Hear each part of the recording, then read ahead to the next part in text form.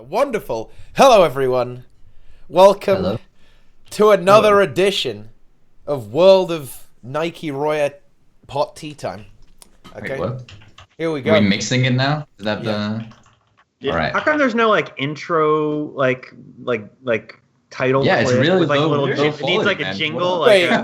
like a, Low a quality? 90s on Whoa. the VODs. It goes Whoa. do Like, do get- do do do do do. That's get true. Zach to do like a Gotta get the 90s live version. sitcom theme song. Hey, Like- we need like an intro. the Friends theme, We but need an with like animated Gil intro. bass lyrics. Yeah. The Friends thing? Oh my god. yeah. So we need That- somebody to draw Everyone's face each of is us like- as a comic. Yeah. Yeah, exactly. So yeah, and there's Oh, an that'd be animation, an intro animation. Now that really would be something. That would be impressive. But, Get Terminal Montage to do that. thing is, we don't need an Good intro, luck with guys, that. because the content, the quality of the content speaks for itself. Okay, is what I think. That's what I believe. It really does. And so we have no frills needed. No frills needed for tea time, guys. Look what we've got here. Got Nike and Deroir, special guest today.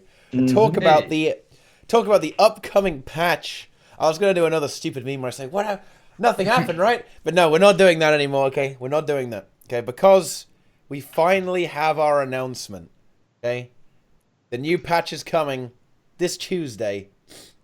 Prepare to be excited, guys. Prepare to be amazed by the new Hopefully that is. BEETLE mount, which is something I never thought I would be saying, guys. They're adding a new mount into the game. Wait, did anyone predict this? Boots. I feel like if anyone predicted this, you predicted this. I did not predict a roller beetle mount. I don't think anyone predicted a roller beetle No. mount. That kind of came out of nowhere. Yeah, I think No. most people thought the spider mount was gonna Spider. be the, I was the thinking next more because there was like an image that I think that Shaman maybe had in mind of like a giant rhino type thing that the people were saying that maybe a whole team could ride on at some point, but no, nobody even thought about a roller beetle mount, and it I just makes remember sense. us speculating about that on Tea Time about the potential for like a party wide. Yeah, a big yeah. mount. A big mount. Mhm. But no, roller beetle is like it's weird that it's out of left field when roller beetles were kind of like mounts in the first Guild Wars. I mean, kinda, but so were Kinda. like the Kinda.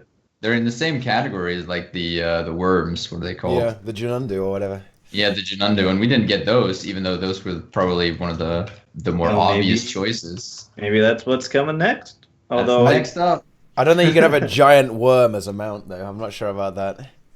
yeah.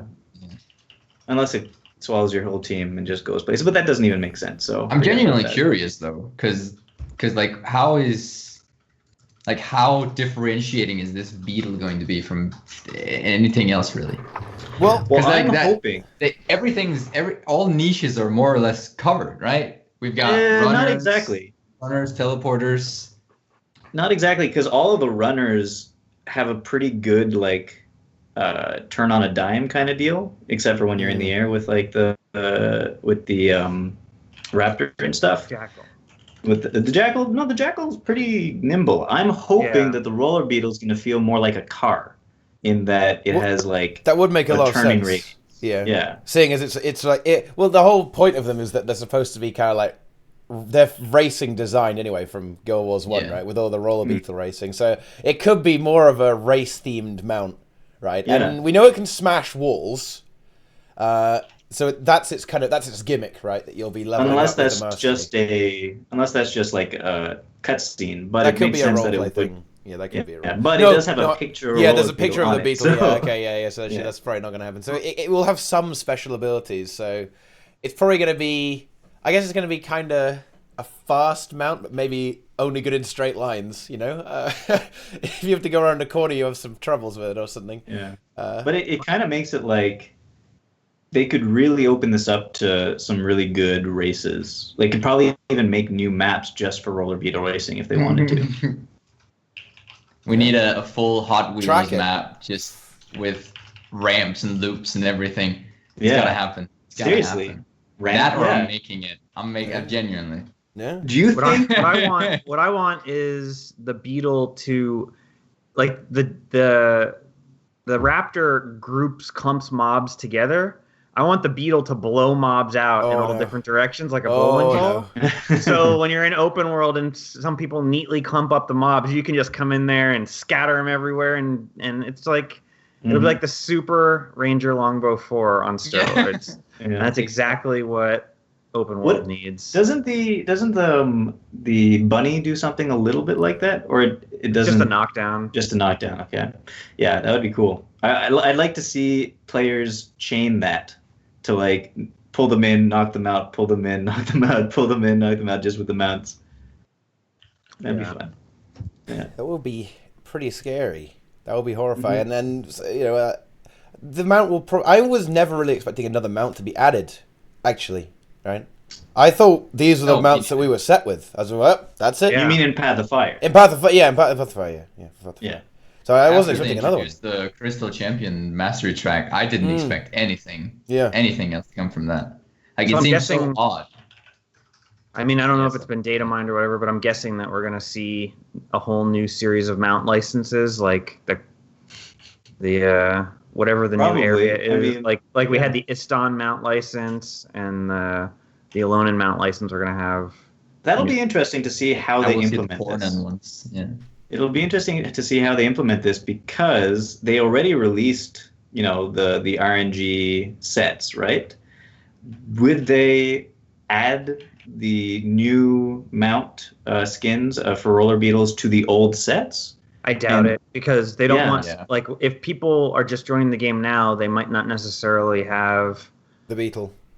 Yeah. So or the griffin. Or right. That's a good. Or point. Someone who joins the game 2 years from now is not going to definitely not going to have the beetle. Yeah, so they can't really do that. But at the same time, if they're also probably not going to release a new set of Corna mount licenses that are just beetles, right?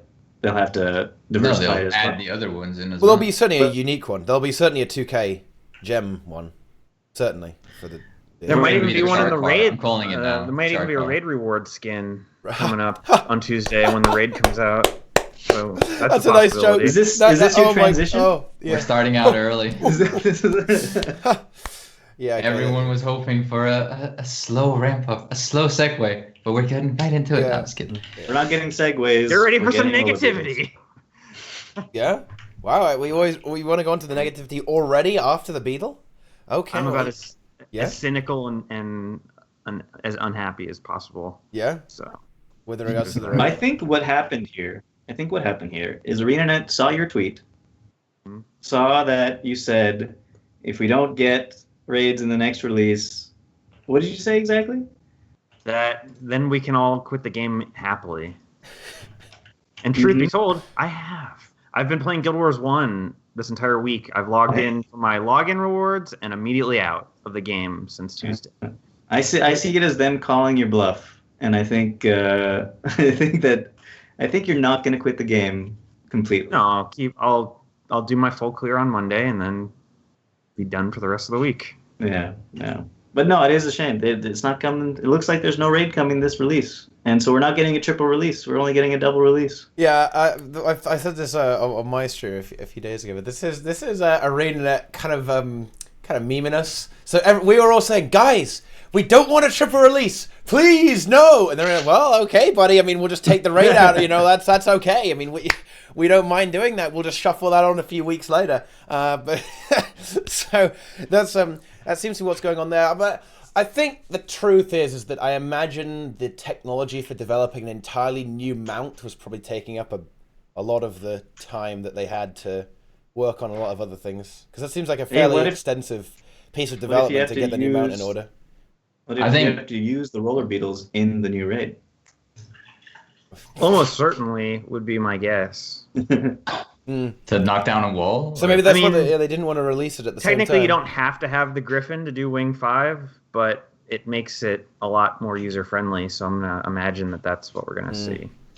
I think actually, like, on the topic of rewards and the Beetle in general, I have this, like, tiny fear that the new map is not actually going to have anything rewarding. What? except for like the roller beetle. Like, we're only talking about like minuscule basic things.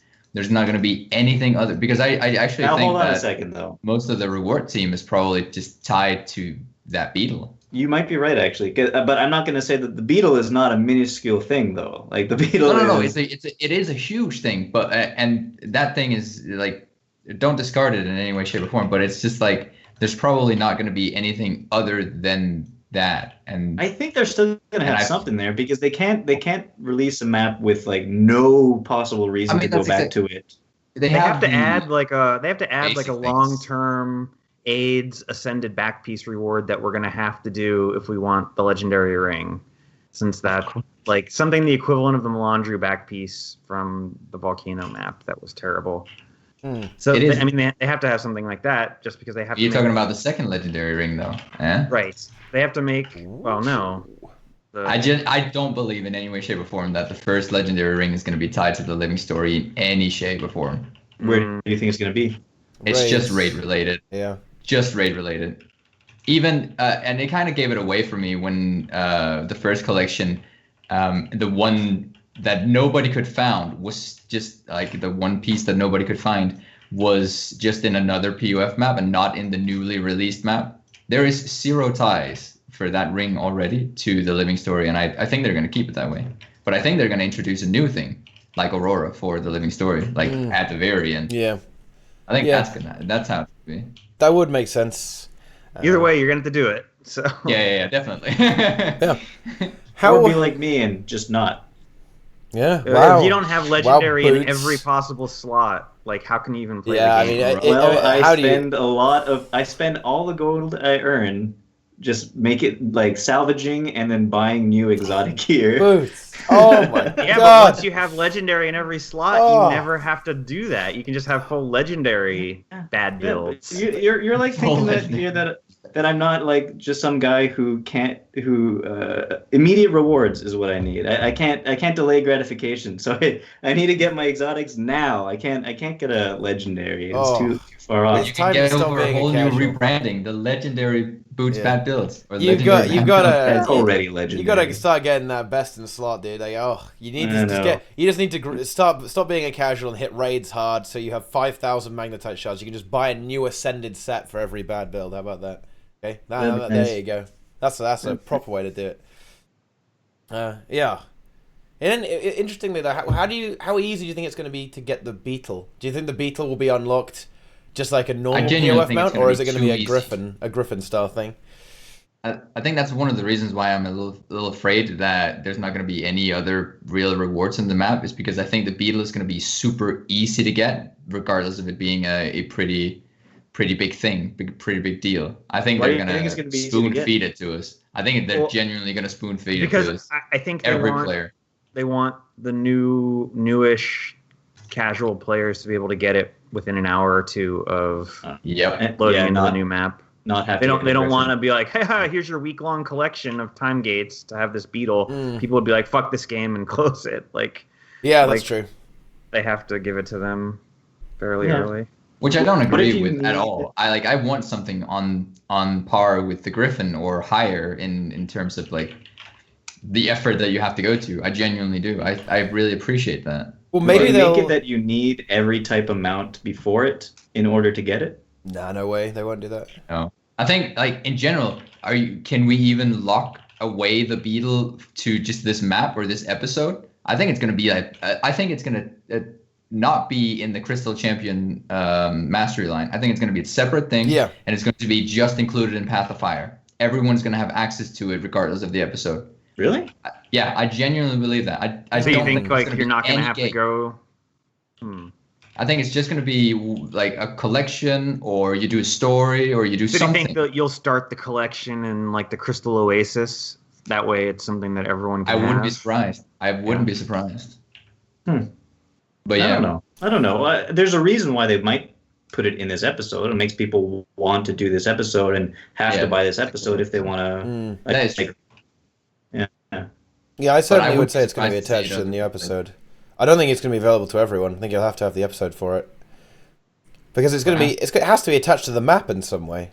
right? Like if there was no It way, doesn't have to. if there was Like, it no doesn't way have to. of getting the episode again after after the episode has passed and you haven't unlocked it because you just didn't log in at that time, if there's no way of getting the episode by just spending 200 gems, I would agree with you. They'd have some other way of unlocking this thing, but there's a way, and it's just 200 gems. So I don't see why they wouldn't put it in it. You might be right. I'm just saying that I wouldn't be surprised really if they wouldn't lock it away.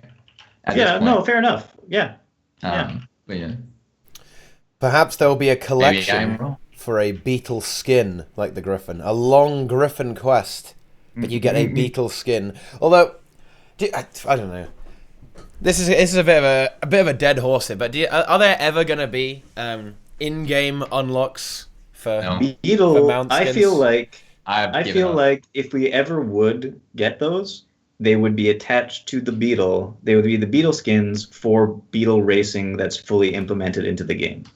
Like actual Beetle racing that's like a mini game that's actually in the game and not just like on the map that happens every hour or something like that. Like an actual mini game. If they had ways of, earning skins from that, that would be the way to do it. Do you think will there be beetle exclusive races? I'm not sure about that. Well, I suppose they could do like the Griffin challenges, right? So like beetle challenges. But will there? So I guess there could be some new technology for beetle exclusive races as well. Or maybe they could actually do this another way, right? They can make it so that the only mount that will win is a beetle, right? For example, they could. I mean, they can easily do that if they make the requirement, so to speak. Yeah, if they make it so you can only really do the large. Yeah, You can only be fast enough with the beetle, or you can only do this with the beetle. Yeah. How is a beetle ever going to be fast? Like, how is any mount ever going to be faster than a griffin in flight? It doesn't have to be necessarily faster than the griffin, but if it's not conditioned, it could go through like a cave. Like the race could go through a cave. Go through the wall. Can't fly that. Yeah. Fair enough. Yeah. Well, it's just about meeting the right conditions. Maybe the beetle is faster though. Oh. Yeah, Boots. What about that? Maybe the Beetle's Sonic the Hedgehog and it has blast processing on its Sega Genesis. Yeah, please give me that skin though. Somebody did a rendition, an artistic rendition of a Skrit in a Skrit ball, like as the roller beetle. I want that as a skin. It's stupid, but I want it. What? It's pretty funny. Yeah, okay. Instead I just of want them to beetles, replace the beetle with anything like that, whatever that hoverboard pot raiser thing that we got on the back of the beetle. I just want anything to be attachable to that thing. Like, yeah, beetles, Sprits, a rolling rock, something like rock. that. Like that would be pretty funny. Yeah, like the pet rock or something with eyes on. That would be great. But I think what most people want is the char car, really. The char car, or whatever it's called. What is that called? The wagon thing. Because like, it seems like the elongated, like you have the big round front of the beetle, and then you have like this elongated whatever pot in the back. It kind of fits to like the animation of like the motorcycle thing. Cycle thing. Yeah, that'd be pretty cool. Yeah. Anyway, should we actually talk about the raid? Oh yeah, it's time. It's time. It's time to really break the negativity out. Okay, let's we're taking this down. We're leaving PMA town, guys. Okay, we're now going to the Flame town. Okay, guys, there's no fucking raid. Where's the raid? The last raid was in November. What's going on? Yeah, there's only two scenarios that could be more disappointing than what we're currently living with. The first is that they come out and say we're never making another raid. It's not worth our time. And the second scenario is they never come out with another raid, but they just don't say anything about canceling raids. They just lead us to believe forever that there's never going to be another raid. Like those are the two worst scenarios. You think they're gonna pull a legendary weapon 2.0 on us indefinitely? No, I think we're going to get a raid eventually. Yeah. It's just, I mean, matter of time. One raid wing a year. And that's the release cadence. If you don't like it, that's it. That's what it's gonna be forever. So I'm gonna with stay that. on You're out. I'm gonna stay on the positive side here for a second, just to be devil's advocate, because I don't really have much hope we haven't had the announcement for this release, for a raid for this release or anything. I'm going to stay on the positive side for a little bit, and I actually genuinely believe that we might see a raid announcement about like a week or 2 weeks, maybe 3 weeks after the Living Story release. I think they've actually internally split it without a word, and they're going to release it in between episodes. I think, and I think it's more of a hope. I hope that they've listened to the community to the point where this is exactly what they're doing, because a lot of people have been asking them to do that particular thing. Well, if that's the case, that would confirm their what they put out by they always say we don't hold stuff back. So that would confirm that. Like if we did get a triple release, then you might still consider that maybe they do hold stuff back so that we could have this triple release. But if it does come in 2 weeks or 3 weeks or 4 weeks or something, maybe they don't hold stuff back. Yeah. Yeah. I would be happy with it being in a month. That would be fine, because then everything else is done with the episode, and that's usually the time when everyone's starting to get on the train of no content. It's been 3 months since we had content. That would be the perfect time. But yeah, I think if we don't see it within the next month, it's not coming. I can't survive another month, Deroir. I know. I mean, it's obviously it's a bad situation regardless, but I'd much rather they split it permanently, and this is just our horrible little month of pain, than they keep it a triple release forever and ever. I don't know. It's just Yeah, I'm a big fan of the splitting. Triple releases are goddamn awful. Like they're terrible. But it's not great. I mean, if they're gonna do something that's so happy for the community and split them up, then why not announce it and take credit and get a pat on the back for listening to the community? I agree. They really should get. Instead, it's just complete radio silence. No communication. Yeah. I feel like, and they should know. Like even if they're not completely hooked up to the community in the same way that a lot of the players are with Reddit and whatnot, they should know that we want this and we want information on this so badly.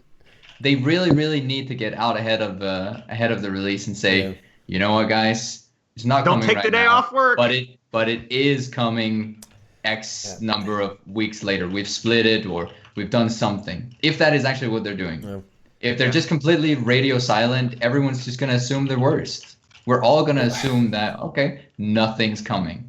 And we have to wait 3 more months. Can you really assume that, though? Can we not? Can we assume anything other than can we assume anything other than the fact that ArenaNet have stuck to their 2 to 3 months cadence for a year and a half now, and it's not likely to change because there's been no word on it. Mm-hmm. It is not a likely scenario for them to split it because it's off their usual cadence, release cadence. It's off in every way. So the most natural thing to assume is that nothing will come until the next one. Oh. Mm-hmm. Until the next Living Story. Don't worry. We won't have to wait that long because they delayed this patch to introduce new systems. They're gonna make the next Living Story come out faster. We know that that's 100% gonna be the case. And the next Living Story will be like 2.5 months. Perfect. It's gonna be great. I tell you what, I don't doubt that. Right on time. I don't doubt the Living Story being. I don't doubt the Living Story new being systems, on time. guys. But yeah, I mean, sure that might happen. But with regards to the raids, I mean, I really don't know what to even. I don't even know what to think anymore. Really, I mean, we've heard. Yeah, like we're gonna look at making these raids come out a little bit quicker, guys. 6 wings a year. And then there was in this next coming season, we're looking to increase the regularity. Even though regular doesn't necessarily mean more, I suppose. But it's like, well, you know what? I feel like we're getting baited. Like ArenaNet's baiting us. They say, yeah, we're looking at bringing out some new raids. 7 months later, nothing's happened. Like, oh, okay. Oh, yikes. It's a little bit on the scary side. But it is a little sad. But obviously I suppose there are bigger priorities. Although, you know what? Like, a lot of people raid. on that note, the dev that went out and said, guys, we have a plan to release raids faster. I genuinely, or on a more frequent release schedule, I genuinely feel bad for that guy because he's getting memed to death right now, and he's been memed to death for months now. The issue is like it's 100% not his fault if it's been delayed. It's this dev. It was their plan. It was probably their plan all along. Oh, we want this, and then someone higher up went, do you know what, guys? We could really use your assistance on this project. It has higher priority. This thing has more priority, and all of a sudden the raid has been pushed a full release down or two, and the devs are just sitting there like, shit, I said this, and now the entire community is memeing what I'm saying. I feel so bad for that guy. There's like the classic example lesson of learned. Why... Now you never talk to the community. Exactly. That's exactly That's exactly why we don't get communication, because when they communicate and are wrong about it, which happens sometimes, they get memed to death. It is. They're looking at releasing the raids more frequently. So for all we know, they looked at it and decided against it. You can look at anything. Yeah. Well, like it's the whole reason why all of this communication issue happened to begin with. Like I remember years ago when they were communicating about all of their plans with legendary collections and all that jazz, and we just started memeing it when it didn't come, and they just stopped talking to us, and now they haven't talked to us for years. It's only going to get worse when we keep on memeing stuff. Well, I do agree with that sentiment, but surely, I mean, I don't know. Happy middle ground. Not even a happy middle ground. Actually, I mean, I don't know. Like, I mean, if you look at some various other games, right? Like the amount of shit that I think Hearthstone is a great example of it. The amount of just trash that gets hurled at the developers. Well, actually, a really great example. Even better example of this is StarCraft 2. The balance developer for StarCraft 2 actually was a chap called David Kim. Okay, some people probably know who that is, and the amount of abuse that was hurled at this poor innocent man who was actually doing a good job and doing his best was unbelievable, and he still tried to communicate as well, and you know that we still heard stuff. So I kind of can't assume that from everyone. Well, I mean, yeah, it's true. Like, yeah, like the community does have a tendency to overreact to a lot of stuff, but I mean, come on, man. Like, not every person is the same in taking criticism like that, and especially when it's repeated criticism like that.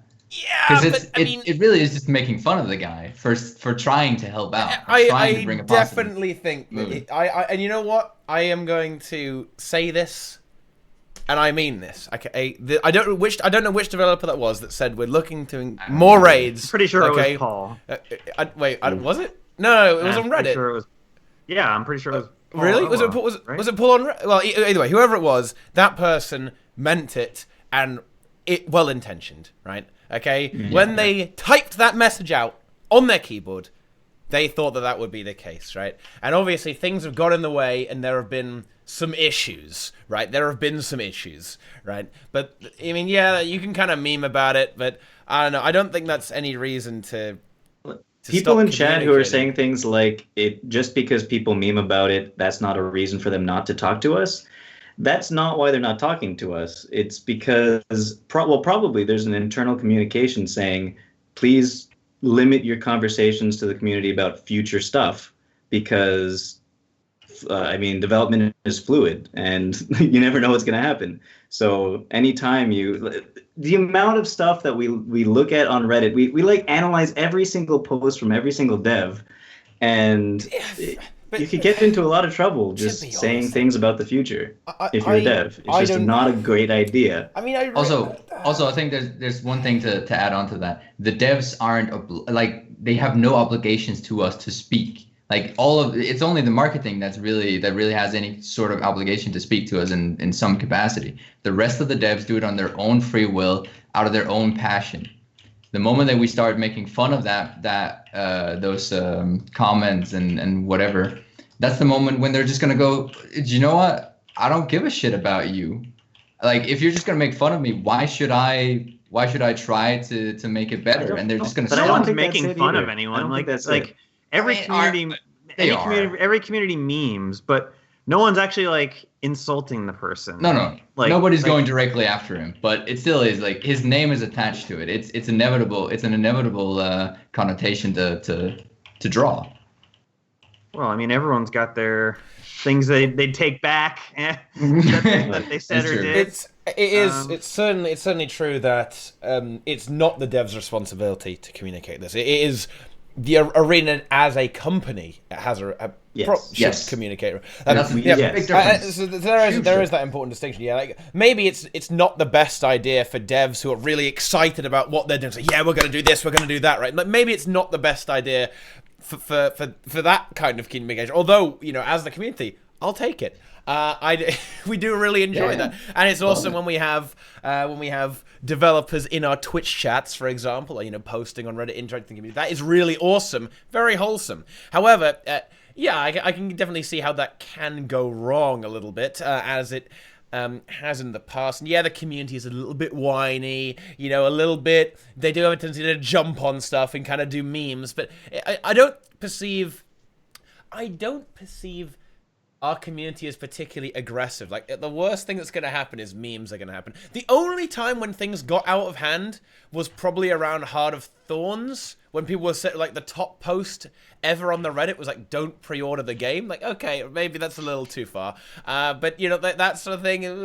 But I don't know, in terms of the community, have we really ever been that bad? Have we really ever been that bad? I don't think so. I don't think we're usually not. We're not benevolent. I wouldn't say, for the most part, at least. On the whole, probably not so bad. But I'm sure that there's, you know, a seedy underbelly that harasses the devs that we don't know about. I'm sure there's going to be assholes in every community, right? But I mean, I think the worst we are is maybe a little whiny, maybe a little bit annoying, and we meme a bit. But I don't know. I think memes should be allowed. I don't ban the memes, you know? Yeah.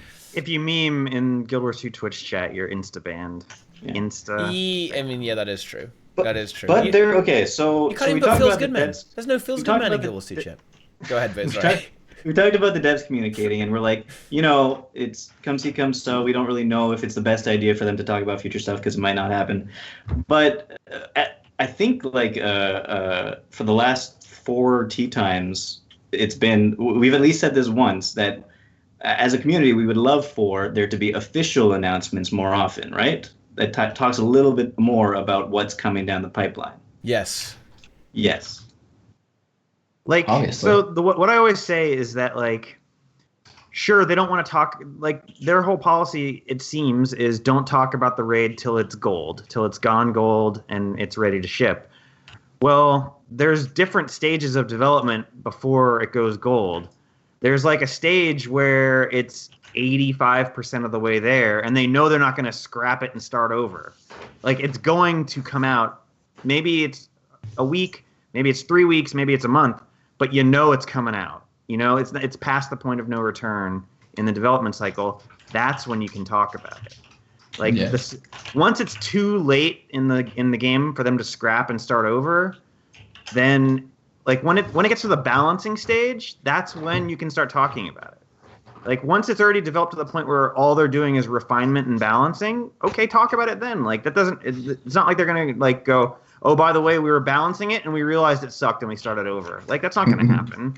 Like, they could talk about it way earlier in the process. Once it's set in stone, they can talk about it. I mean, I generally just appreciate any kind of communication, even if it is wrong, and even if it is kind of speculative or premature or whatever we'll call it, like we want to have more frequent releases. I genuinely appreciate that, even when it is wrong, because it shows an interest from the devs in communicating, and I want that to remain. Which is why I'm much more withholding with in terms of, like, memeing it myself or making fun of it when it's wrong. Yeah.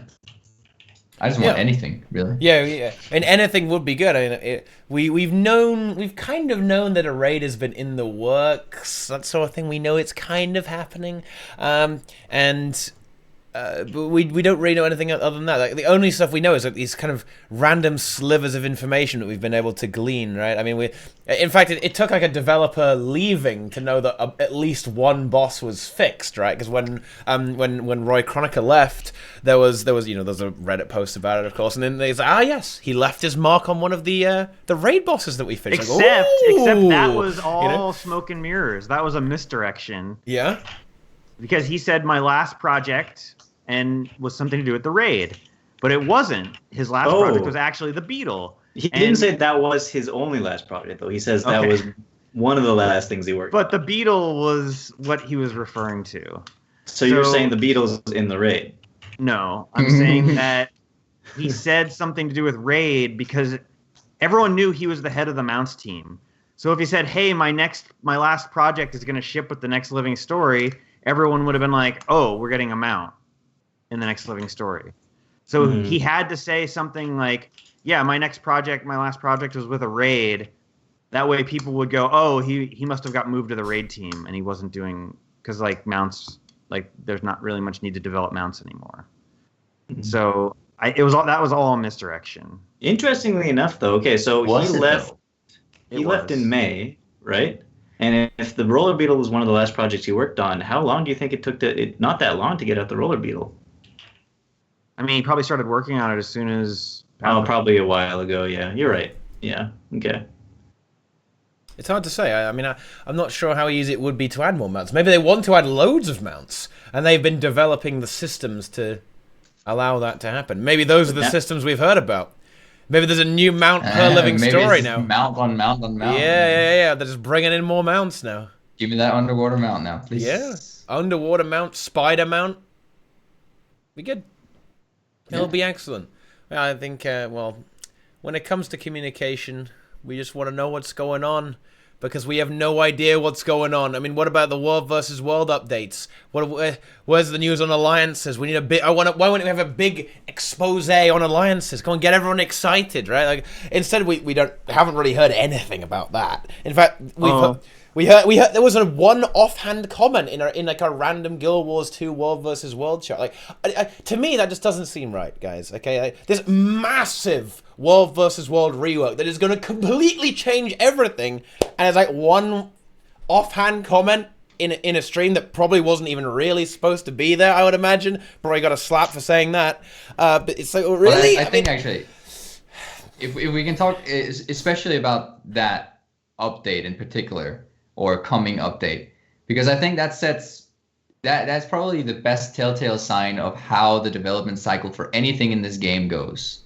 Like this is the most insight. This is the earliest insight we've ever had on a project, earliest public insight we've ever had on a project that's going in, and that is supposed to go in, right? And now we get to witness the process of like how long does it actually take from concept to actually implementing it in the game, and in between there we get to actually see all of these milestones. Like when do they start to publicly talk about it? When do they start to hype it? When do they start all of these things? And like I think right now we're in this like big fluffy period that we are with that we usually see with all other content where they just don't talk about it. They're just developing it. They don't say a word. And I think that goes for anything that goes into this game. But this is probably the most insight we will ever get into one of those, like public insight we'll ever get into one of those projects. It's just my 2 cents on the matter, because I actually find this to be very interesting. More than anything else. Yeah. It's not really frustrating. It's just super interesting to follow. What do we actually get? Like I'm not expecting it. I'm not expecting to see it till at the very earliest by something like December-ish, and that is a very early estimate. I don't even believe that. I think it's going to be a 2019 kind of deal. Yeah. Well, guys, we have a confirmed post coming out soon, by the way. Sorry to briefly interrupt the discourse there. Ben P has just confirmed that there is a post coming out soon from Red. Okay, incoming, guys. Okay, now that leaks. Is interesting. Official leaks soon. Boom. Official leaks then. Which a post coming about which, the raid or World versus World? Alliances. Oh. Ooh. Exciting. Exciting, guys. What does the World v. World community hope the end result of the revamp will be? Because from an outsider perspective, I think like the issue is two things. Like one, you have to prevent people from bandwagoning, and two, you have to give people at the same time that you're preventing them from bandwagoning a desire to win the PPT. Mm-hmm. So how are they going to resolve? Like, how do they resolve those two very competing desires? Because the second you make people want to win the PPT, you get bandwagoning, and then if you make people don't care, like I don't know. If it's based off of alliances and guilds, it's not as easy to transfer into a guild or alliance as it is to transfer onto a server that has no way of curating that, right? Well, I don't know, because what's it going to cost to change what alliance your guild's in? Because changing servers is expensive. That's a lot of gems. Changing an alliance is probably going to be like a click of a button. Right, but you have to get the person to accept that, right? And the other guilds, I presume. Exactly. Well, You can't just like bandwagon into any group of guilds, I guess. I think it'll be there's gonna have to be some How do kind you of prevent like a limitation. super alliance of like the best guilds? You won't. There will be super alliances. There will be a super alliance, but I mean, But hopefully there will be competing super alliances. Yeah, Exactly. The dream, Not if there's good rewards for winning.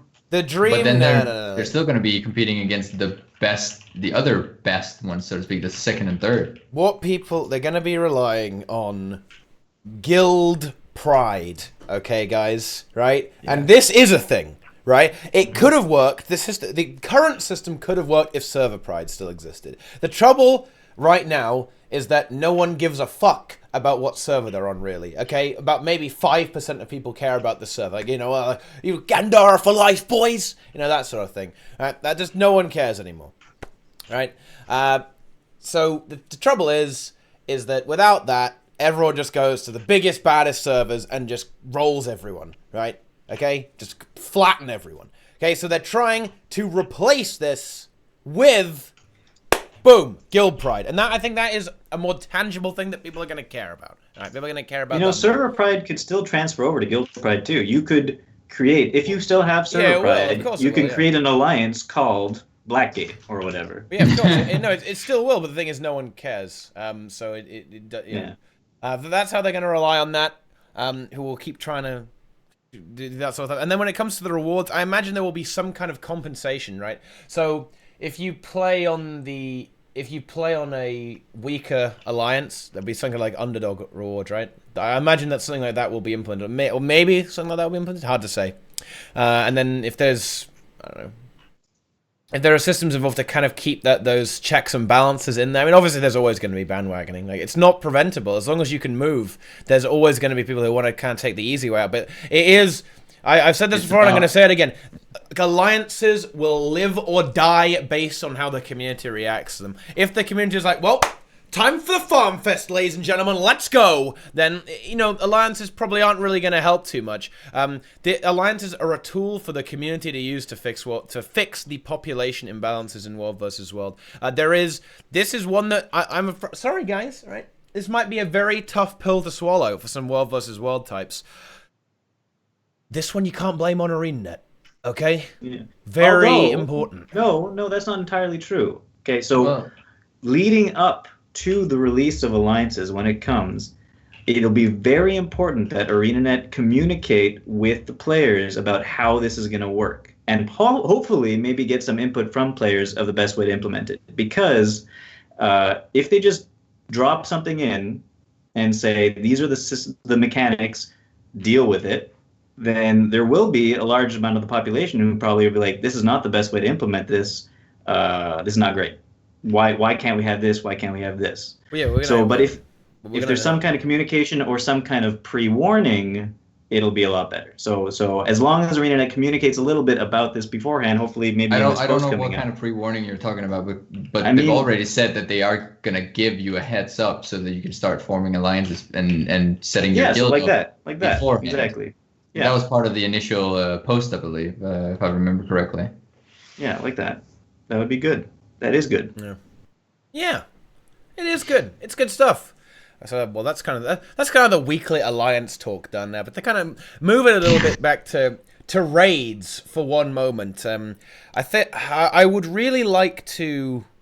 I'd really like to kind of sit down and talk to the ArenaNet folks about priorities, right? Like, how much of a priority is raids? Like, at this point, it seems a little harsh, but it feels a little low. You know, it feels like maybe we're not feeling the love in the raid community. I kind of feel like they'd rather make a roller beetle mount than a raid. And you know what? I'll tell you what, ArenaNet. If I was ArenaNet, of course I would rather make a mount, because you know what, dude? Okay, to be a little bit cynical, but holy shit, that's some fucking cash, dude. Okay, but if you look at the sales, guys, look at the sales. All the devs like, what? Oh my god, let's just make some more mount skins, dude. You know, Mike O'Brien, he's going hard, he's going crazy, like, dude. I mean, I would go as far as to say that mount skins sell so well that they can afford to give the game away, the base game, or like the expansions away for free, because I know every new account is going to buy like X dollars of mount skins, so give the game away for half off. We'll make $150 on the backside from mount skins, like whatever. Like, okay, we'll give the game away for half price, whatever. Mm-hmm. Thanks for buying the mount skins. Mm-hmm. Yeah, Pusher Man for the mount skins. So they all make, you know, it's kind of, but I don't know. But the raids. I guess. Let's consider what does ArenaNet gain from making a raid? Okay, let us put ourselves into the shoes of ArenaNet. Okay. What is the benefit? What's the benefit of the raid? Put ourselves in the shoes of ArenaNet for just a second. I think it's a matter of numbers. It's a numbers game here.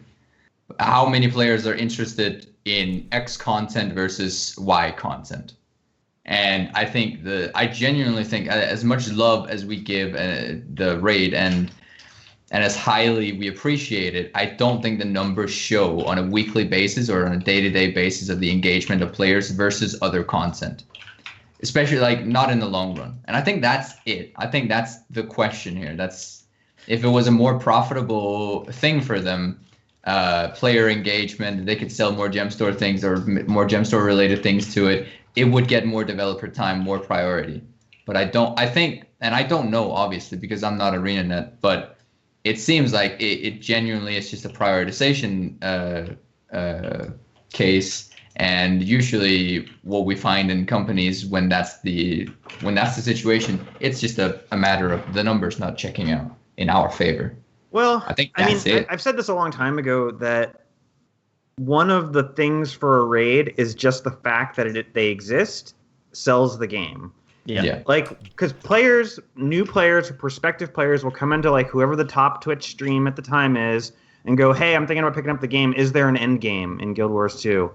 And if you go, nope, no end game, there's just some shitty dungeons from 7 years ago. They're like, all right, thanks, I won't buy it then. Even if this person doesn't end up to go on to be in the raid community, just the fact that the raid exists and people go, yeah, man, the end game's great, actually. Okay, I'll buy it. Like, that's all they want to hear. It's true, which is also why it's important that they keep up the development of raids, because even if the raids exist, if at this point they say, okay, we're not releasing any more raids ever again, people will say there's no end game. Exactly. But again, I'd like to remind everyone that only a month ago, they said that they had great numbers showing for the campaign, a positive campaign for the game, and that the veteran community wasn't always the priority target. I think it's like, if we look at it that way, through that lens, that cynical lens, I think we'll quickly realize that we're just not the target audience all the time, and that they probably believe that the rates that we have right now are just fine enough for the time being, and they will get priority later on. We can't always be in the center of attention, and I think that's our issue versus their issue, so to speak. Like, yeah. Well, I mean, what do we think is the most fair release cadence for raids? Like, because right now it's looking like 7-8 months, and people are not happy with that, not satisfied. Every 6 months that's a bit too fast. Yeah, and I think 3 months is almost too fast, because it takes about that time for people to like master a wing. So 3 a year. I think 2 a year would be I think perfect. 2.5 a year That would be great, yeah. is fair. 2 point. Some years once every have two. five. Let's go 3 a year, boys. Let's Yeah, go. sure. Once 3 a every year. 4 months. Five per expansion. 5 for wings for expan- expansion. So that's for 2. That's assuming they're coming out with a 2-year. Yeah, I release. think 2020 is the next Difference. X-Pack, not 2019. Do you think? Yeah. I don't think 2019. I think we're going to get another season of Living Story before the next X-Pack. Ooh, You might actually be right. But Like, I think there's going to be like a quote-unquote mid-season hiatus where there might be like a raid and like a raid with no Living Story. And then, so there'll be like a 6-month break between Living Story episodes. And then there'll be like the next season of Living Story, then the X-Pack. That's just my thought. I don't know. I just don't see an X-Pack in 2019. I hope not. I hope I- not. I'm betting on the 2019 Yeah. November September release. Definitely. My Yeah. Cantha. I need it. I need bad. my exactly. Cantha. That I need it. you know. I It's need it. happening. I need it. Yeah. I mean, Cantha's. I mean, people. Don't you people, dare say it's not like- going to be Cantha. No, I Don't think you it dare is. I say think it. it 100% is. And it was funny in Rock is Chalice night because he's doing the factions playthrough. People were like, "Yeah, but how can we get the story to go to Cantha?" And I'm like, "That's the easy part. You just have Tammy come on the communicator and go, "Hey, I hear there's trouble in Cantha. Let's go." Like, I opened a portal. Like, okay, now we're in Cantha. Like, that's Yeah. all it takes. Easy. Like, the writing isn't that complicated. That the plot, It's like, not that stringent. yeah. Yeah. So yeah, I mean, I'm sure they can come up with something, right? I mean, there's Yeah, Bram's like, I'm gonna go join the Kurziks because I'm emo. I want to go live in the dark And we have to forest. like chase him to the forest or whatever. Like, that won't be too many. Like, oh, we gotta clean up his mess again. Oh, come on then, Bram. All right, okay. I mean, with this sort of stuff, it's always difficult to say, and I think speculating only leads to misery. You're gonna end up making yourself very sad. But I mean, I don't know. It is the harsh reality. It's the harsh reality that we find ourselves as not a big priority as the raid boys. And when it comes to people being aware that if there is an end game to Guild Wars 2, you have to consider, like, is ArenaNet looking to market itself to that kind of player, right? Is it looking for someone who's got bored of WoW to come over? Like, maybe not, right?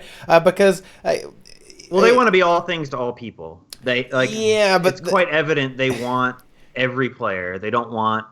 Like, people are like, "Oh, it's a casual game." I'm like, I don't think so. I think it is a casual Ooh. game, but it's also a hardcore game, and they want everybody. They want. they're not do looking they, to get. They're not looking to tell people they're not welcome in Guild Wars 2. Like, they're not. That's not their business model. Teapot, how many new players do you think actually get this game knowing that there's an end game and saying to themselves, I'm never going to touch this end game, I don't want to? Probably quite a lot. I think there's people that are just. I think it's more people that are afraid of joining a group Yeah, I think than they it's- are afraid of the content. Like, they I would don't- raid if they could get put into a hot join or like a raid finder, or if the raids were so easy that they didn't need to get on voice their first time in. Like, I think there are numerous, like, there's so barriers many to people that entry are afraid people of just using don't want voice to. chat, and they're afraid of looking like a fool and getting flamed in content they don't know yet. Like, that's the barrier, I think. I agree, 100%. But I don't think that's a barrier that people really consider before buying the game. It's once you're in the game, usually. Yeah, I mean, They may have experienced that barrier in other games, though. Well, maybe not actually, because I mean, the obvious Lasting comparison. PTSD. Well, yeah, I mean, essentially maybe, but I suppose it's not really the case because, of course, stuff like Raid Finder exists in WoW, so like I guess that doesn't really exist there. You can just leap right in, and then you don't have to interact with a real human, just an interface, I suppose. Which everything. But when they say they market it all things to all people, then why is it that when raids come out, they're really not marketed at all? We got well, that they picture. have Twitch They to were at market the it for beginning. them. They have Twitch to do it Like- for them. Yeah, that's true. But Like, if you look at the top streams on Twitch, it's either raiders or PvP PvP. tournaments. Yeah, And you're and those you're are raid end tournament. game. That's advertising. Those are end game things. Like, doing hearts in Queensdale is not ever the top stream on Twitch as much as ANET wishes it was. Well, like, the thing is, of course it isn't, because the kind of person who's into hearts in Queensdale doesn't watch Twitch. Exactly, but that's how ArenaNet gets free marketing for PvP and raids from Twitch, and and they definitely have a love-hate relationship with it because it's not. They don't control it. It's not like they don't get to control the chat. They don't get to control the streamer's opinions on what he's doing. So they're very scared of that, and they just don't have a very good relationship with Twitch.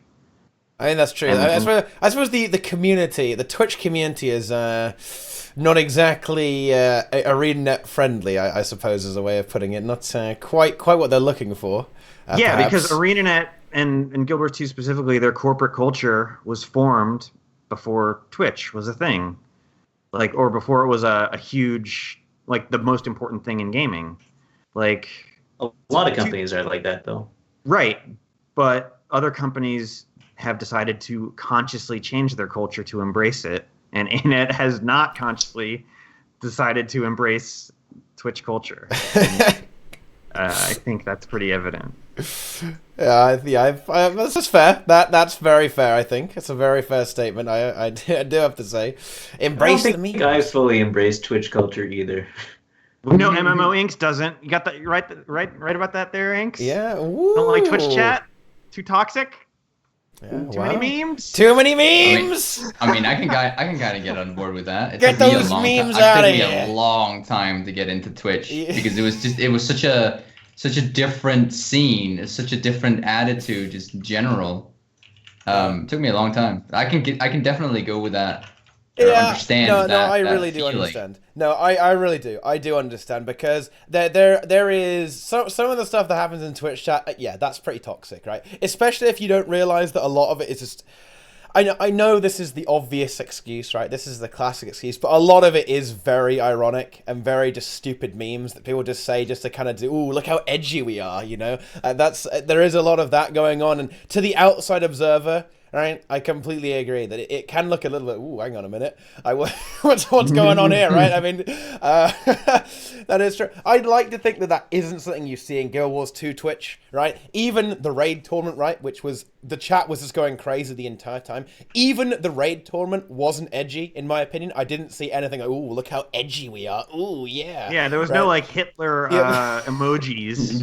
Yeah, right. Yeah. So I think we do have quite a well-mannered community, in my personal opinion. Okay, I do think we do very well in Guild Wars Twitch. So I'm proud of us, guys. I'm proud of us, right? But of course, I guess it still wasn't good enough, man. The word elitism was still no good, I guess. But I mean, again, it's understandable, right?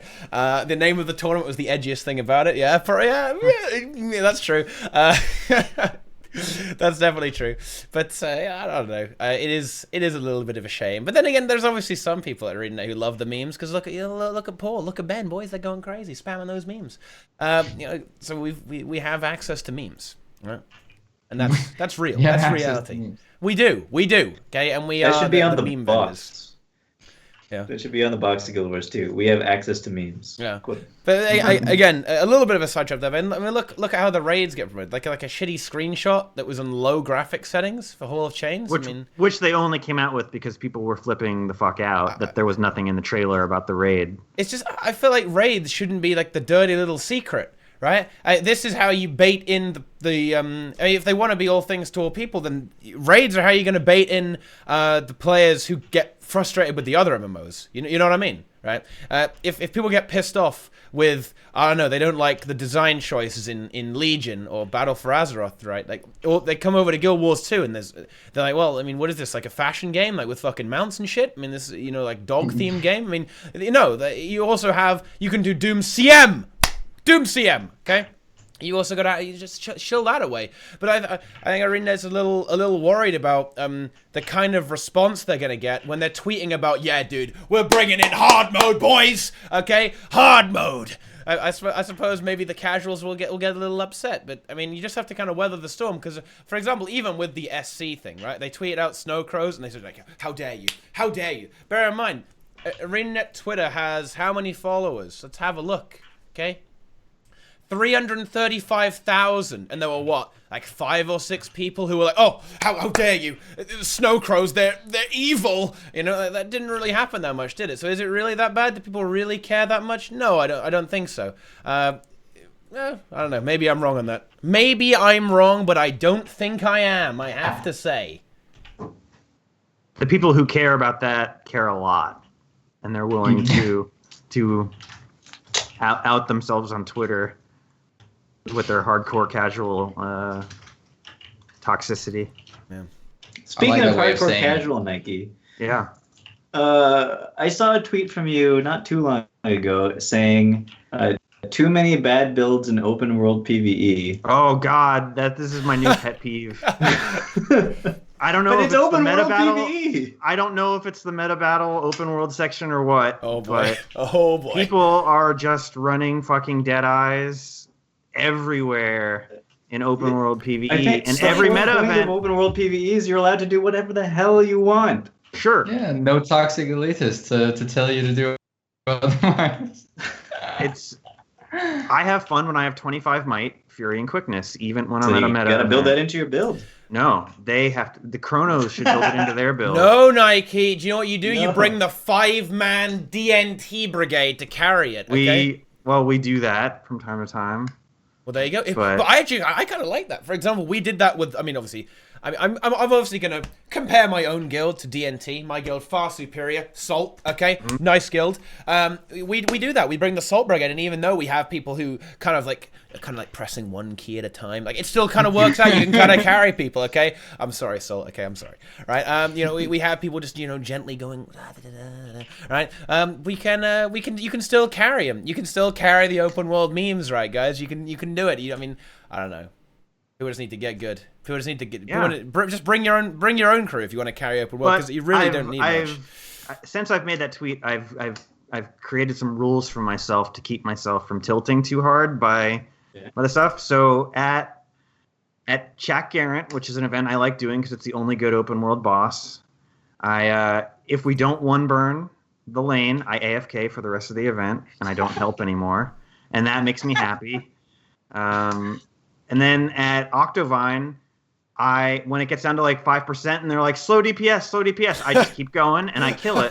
And I tell the other lanes, get good and kill your shit as fast as we're killing ours. What? And that's how I roll, because these are the things that make me happy now in the game. It's the only way I can deal with open world toxicity. You have to next level them.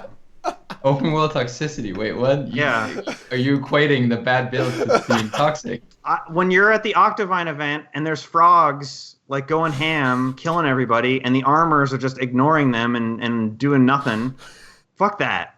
I'm killing the fucking Hold on a thing. second. And if people can't kill their lane fast enough, that's their problem. The person who spikes Octovine on purpose is complaining about other people being toxic. No, I'm complaining about other people playing badly.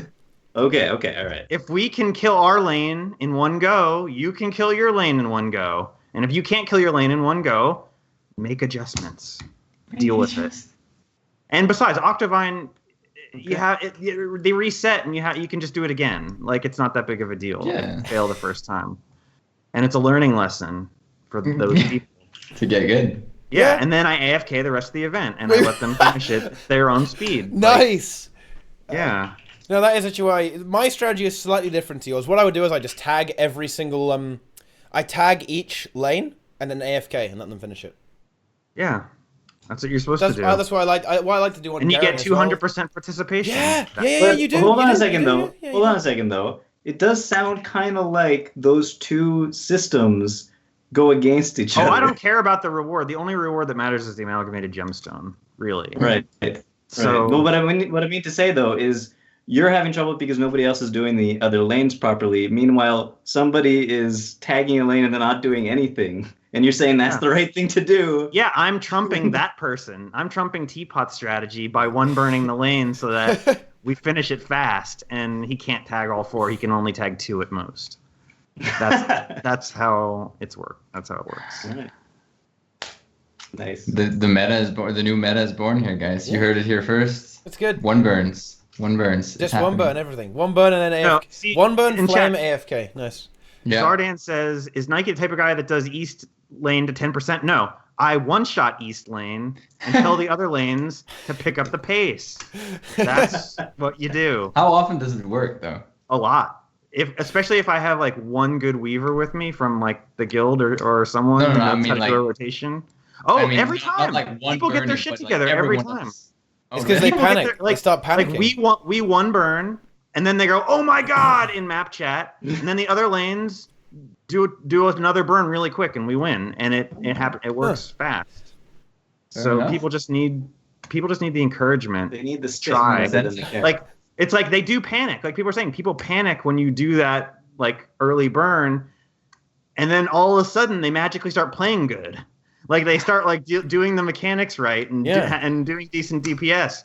They just need a push in the right direction. I think it's and because I'm happy to everyone- give them that push. Most people, when they go into Octon, it's like, oh, I'm playing with newbies. I might as well just auto attack, right? Because my contribution doesn't matter at all. But as soon as there's panic, like, wait, we might fail. We might fail. You know, then suddenly everyone starts getting their shit together. This is a really interesting thing because, guys, Nike is what we were talking about on the previous tea time, the threat of fail states, right? Guild Wars 2 has almost no threat of failure, right? It doesn't. Even in raids, the fail states is never time, right? You're never gonna. Well, I mean, maybe if you suck, right? In open world especially, you're never going to fail if you run out of time, really. Not anymore. Like, maybe ages ago, but with the way the game is, you can kind of just face roll and it will die on time. So if you think about that, guys, think about it, okay? We need the game to be scarier and punish you for being bad more. That's what we've learned. And Nike is that threat. Ow, I just fucking smashed myself. And I'll find new events to bring that to. Although I think it's really only the TD and the AB where you can do that so far. Sounds smart. Yeah, Sounds smart. I'll think of more though. But they've made the game like Palawadon, where you just run around and press F on chests and collect loot. Like there's really and and like tag champs. So that's hard. That's hard to encourage goodness. But Do people still do Triple Trouble? Yeah, it happens daily. There are a few like communities usually that- the first one after reset, people seem to do that. Okay. But that's face roll now. Yeah. Like you With all remember the new when it was builds. new and it was really hard. Now it's just like nothing. Well, there's the power creep as well, right? I mean, Yeah. it's one thing doing it with base classes with no quickness, really, I guess, and now you have permanent every boon in the game with weavers and stuff. Like it's really not that it's really not that difficult. But yeah, Okay, so what would we do? What could we do with a let's say a meta event that creates real loss for not doing it properly? Like besides just failing the event. Permadeath. Wait, what? Permadeath. Permadeath. Well, I mean, that's the only thing you can really do, because there's always other map instances you can swap over to, so you can't lock people out of the map. The only thing it can do is you just get nothing. You just fail. Yeah. Or just do like the event in Vabi where you get nothing if you succeed and you get nothing if you fail. Perfect situation. Okay, so, do you know, are the rewards really that bad?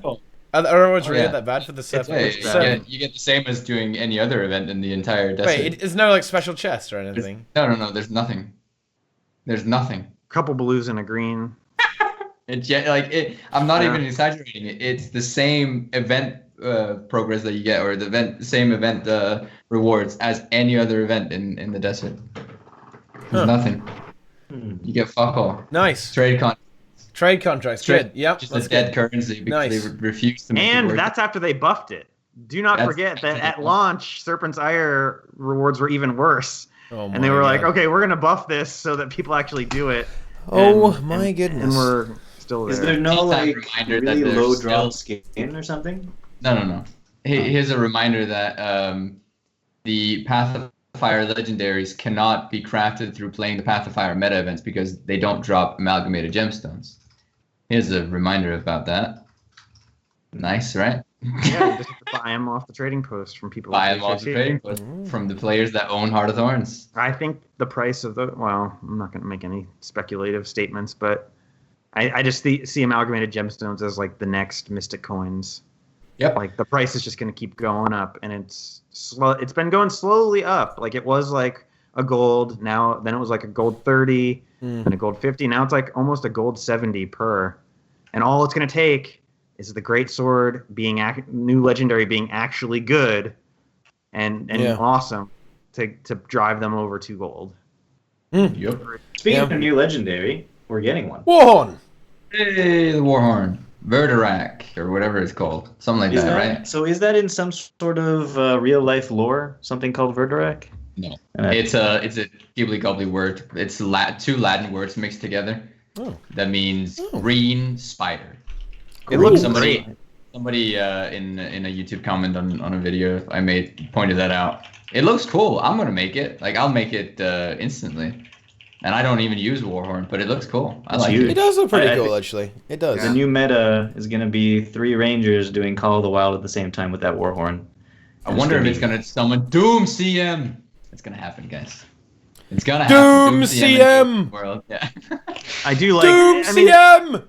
that legendary is really good. Like it's big, it's flashy, and for an offhand, that's special. It's It's important. very big. And It is. It has like several good, like the unsheath animation that I think they showed like is really good. And when you use the Warhorn, it makes like like the projectiles are reapers, like the ghosts. Like that's fucking awesome. It's just a shame that there's only one build in PvE that uses Warhorn. As a Norn, you could probably hide a full-grown human inside that Warhorn. It's true. It's a big Warhorn. Probably. Cool Yeah. effects, of course. Just go around covering up people in a tuba. Yeah. It looks good. I like it. What do you think, guys? What do you guys think about the fact that it's kind of upside down, though? Right? The Warhorn is. No, it's gonna looks make sense fucking though, weird, right? dude. Because if it turns around and the mouthpiece points that way and the outpiece points the other way, then when you pull it up, So when you it's pull still it, gonna go the right it's gonna be right above your head, though. It's gonna obscure your entire head with this giant It's Warhorn. gonna be in the right direction. It's gonna be a big. Is it going to toot. like shoot ghosts out when you? Yes. When you... I hope it does. It will. Yeah, it's I gonna hope- fire something out, and when you equip it, when you unstow it, it does this kind of giant army. Yeah, right? the ghost rush looks Yeah. like. Like Yeah, I it could looks just like picture like with Call of the Wild, instead of birds attacking, it'd be like little reapers Ghosts. attacking. Oh my god, that's sick. Ooh, yeah. Or like the Tempest, instead of doing the little sperm attack in the air, it'll be like a Ghosts. ghost going crazy. Yeah, like that's awesome. Is the sound effect going to be? Scepter Warhorn was good. Please make it so. Please make no joke legendaries. No more. We're done. Aw. This is a real legendary. over? It is a real. It is over? 100%. It 100% is a real legendary. Confirmed. It is 100% a real legendary. Definitely. I think it looks pretty cool for sure. It definitely makes Howler look like a piece of crap. Like if Howler could be so good if it just had a little bit of extra spice, but it doesn't. In fact, it doesn't really do anything. Right? There's no real good effects on Howler at all. Right? I mean, even the weapon itself is just it looks like less than like a gem store skin, really. Like the actual skin itself. Yeah. And the effects don't do anything. Hey, when you toot the horn, all you get is a dog, right? You just get a dog, and none of the weapon skills change, right? So it's like, wait, what? But I don't know. Like, and the aura, Maybe you can't they'll even tell actually it's update there. now. The aura's like fog around you that like you can't with any other aura in the game. You can't even tell that you have an aura. Which was the last one? There was a legendary where when they put it out into the game, the Gen 2, they also updated the Gen 1 version. I think it was the Minstrel. It gave them just a little bit of something. I don't remember though. It was They one of added, those. like footsteps or something. And They added something more. extra, and they might do the same to the Gen 1 to Howler. I'd be Now. down with that. That'd be nice.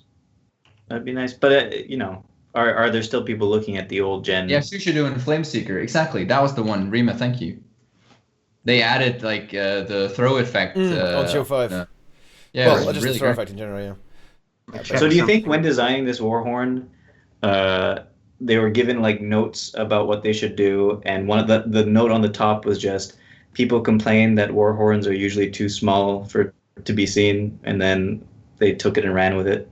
Just went, okay, I know what to do now. I want you guys to know right now you can go to pvpbank.com and buy the Howler for $69 American.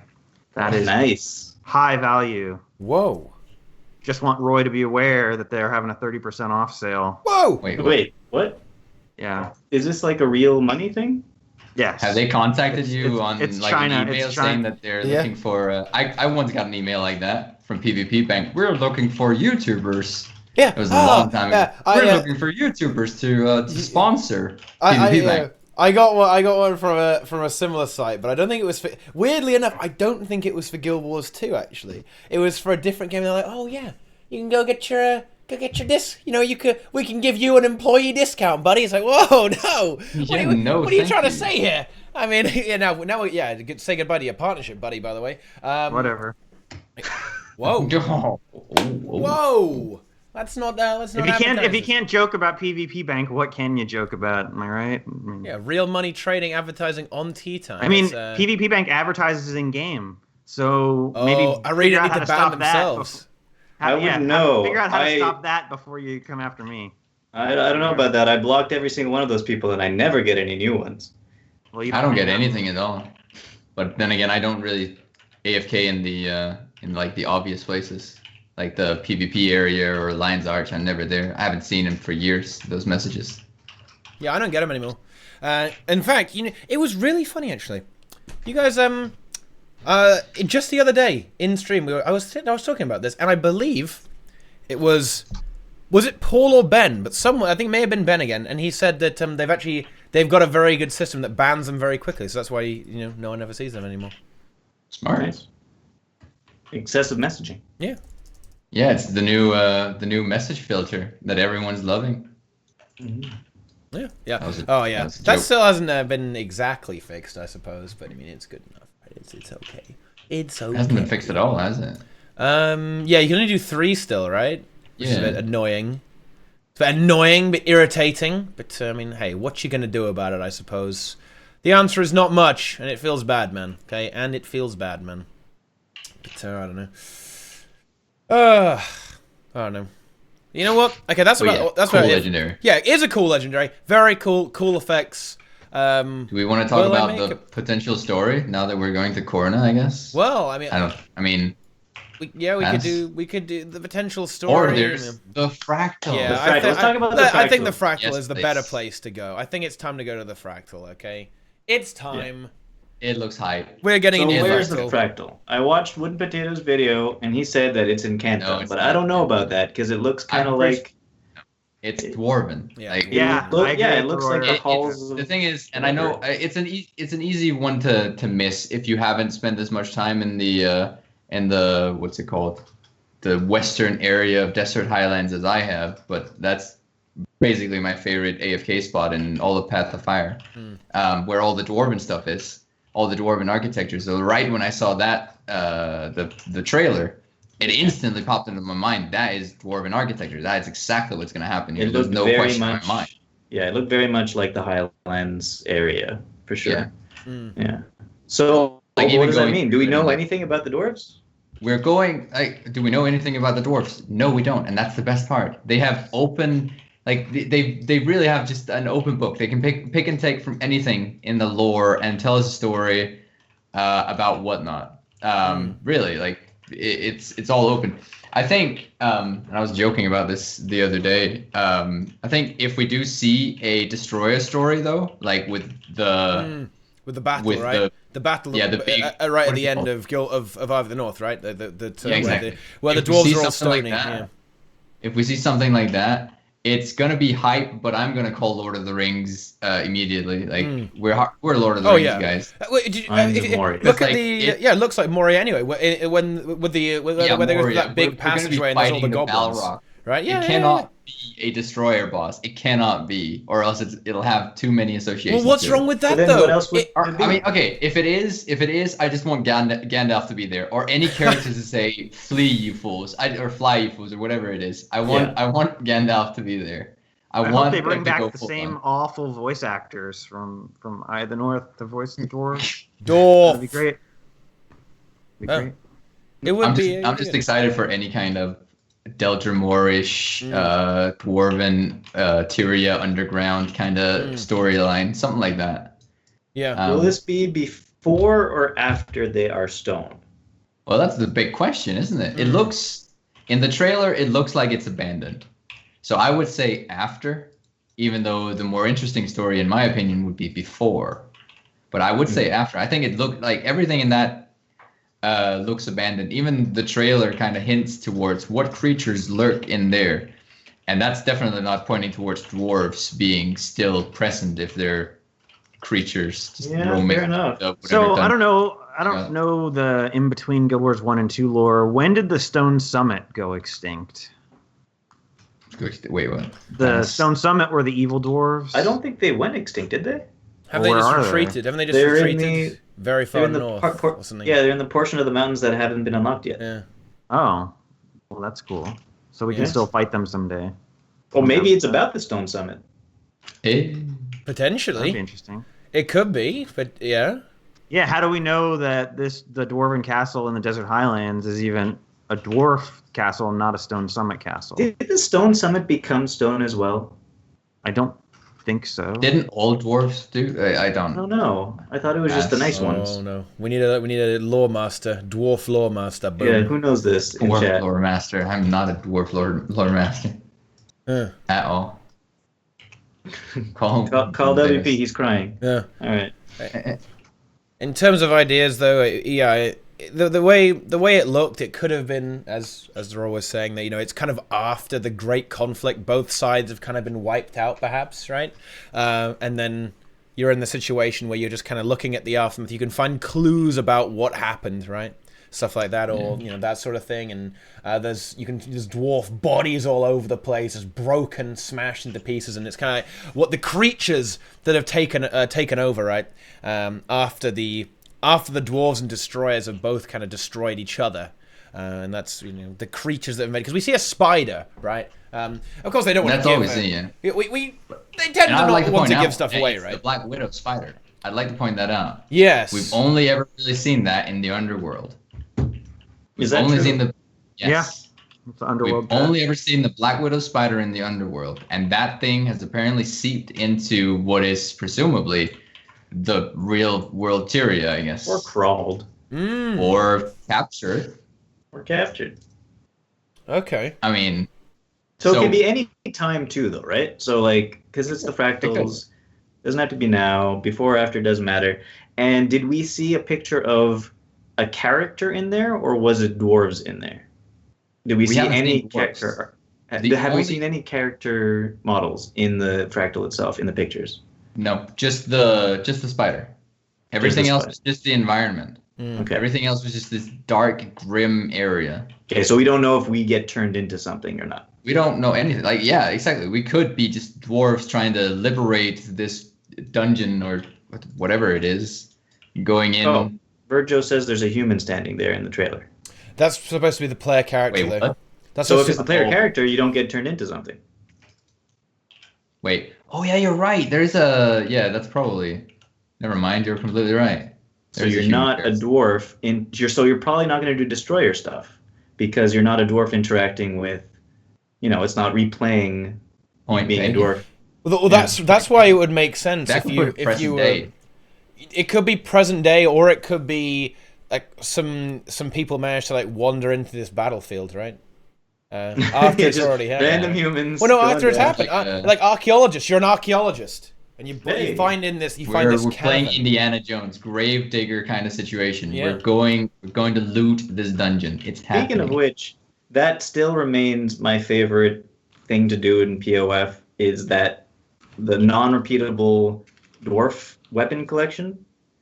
That was a lot of fun. I recommend anybody who hasn't done it yet, go do the non-repeatable dwarf weapon collection. It's pretty cool. That doesn't work with my narrative that there's nothing to do in POF, so I'm going to pretend that doesn't exist. Doesn't work with my narrative. That is perfect. What really does concern me with the new Fractal, and everyone already knows what I'm going to say here. No CM. We know that. We don't know. We kind of do, though. Okay, but we don't know. I think I'll I'm on the other side of the argument, so to speak. Like I like CMs. I love CMs. I really appreciate them, and I want more of them. But I also really, really want that roster filled out. I want there to be different fractals every single day. I don't want the repeating to be, or the repeatableness to be the same over and over again. I don't want volcanic to pop up 2 days in a row. I want there to be different, all different. Well, how does a CM change that though? How many fractals are there per It's still tier? going to take 20? a slot. The thing is, yeah, it's still going to take a slot, but we still have a few low slots, so to speak. Like a few, we actually have one low level double up, so to speak. So below the 90 tier or whatever. I think it's urban or whatnot, which is on like 85 and 70 something, and that's most likely going to be the first one to get replaced because it is the earliest double up of anything. So we're gonna get a low one, is my bet. Maybe a lower level, even though the alternative is to take the higher level, which is 95, I believe. Oh, well, actually, why wouldn't they do that? Yeah, but that's the alternative. But Yeah, those are the two ones that I'm getting betting on. Yeah, I mean the urban is not too hard, so they probably will do the higher one, unless this is easier than urban somehow. Probably. I think though, what I would like to see in terms of like CMs and whatnot, what I'd like to see is I genuinely like them to fill out the roster, and I know that's going to take a while, but I want them to fill out the roster, and then I want them to work on tier 5s. No joke, I want them to work on tier 5s, and those the next step. Yeah, those should just be CMs, like CM level quality, and with the same CM level rewards and stuff like that. But I want them to go full out on that. Yeah, I like that idea. And basically, like, don't necessarily make it the 25 different CMs. Make it 5 or 25 make it 3 to CMs. begin with. Like, yeah, I know, right? Make it just start somewhere. Start somewhere small. Push the 2 that we have up into the tier 5, and then when you do that, you also introduce a 3rd one. But you have to add some kind of reward. This is the optimal situation for fractal armor to be popped in, but we're talking years down the line. But this is the optimal situation. Never gonna happen. Never I mean, gonna dream, happen. right? Armors are too hard. You might Yeah. get a fractal outfit. Yeah. Well, If it's you're not. lucky. It's not even the difficulty, in my opinion. It is the monumental clown fiesta that happened when Legendary Armor came out, dude. I mean, I don't know.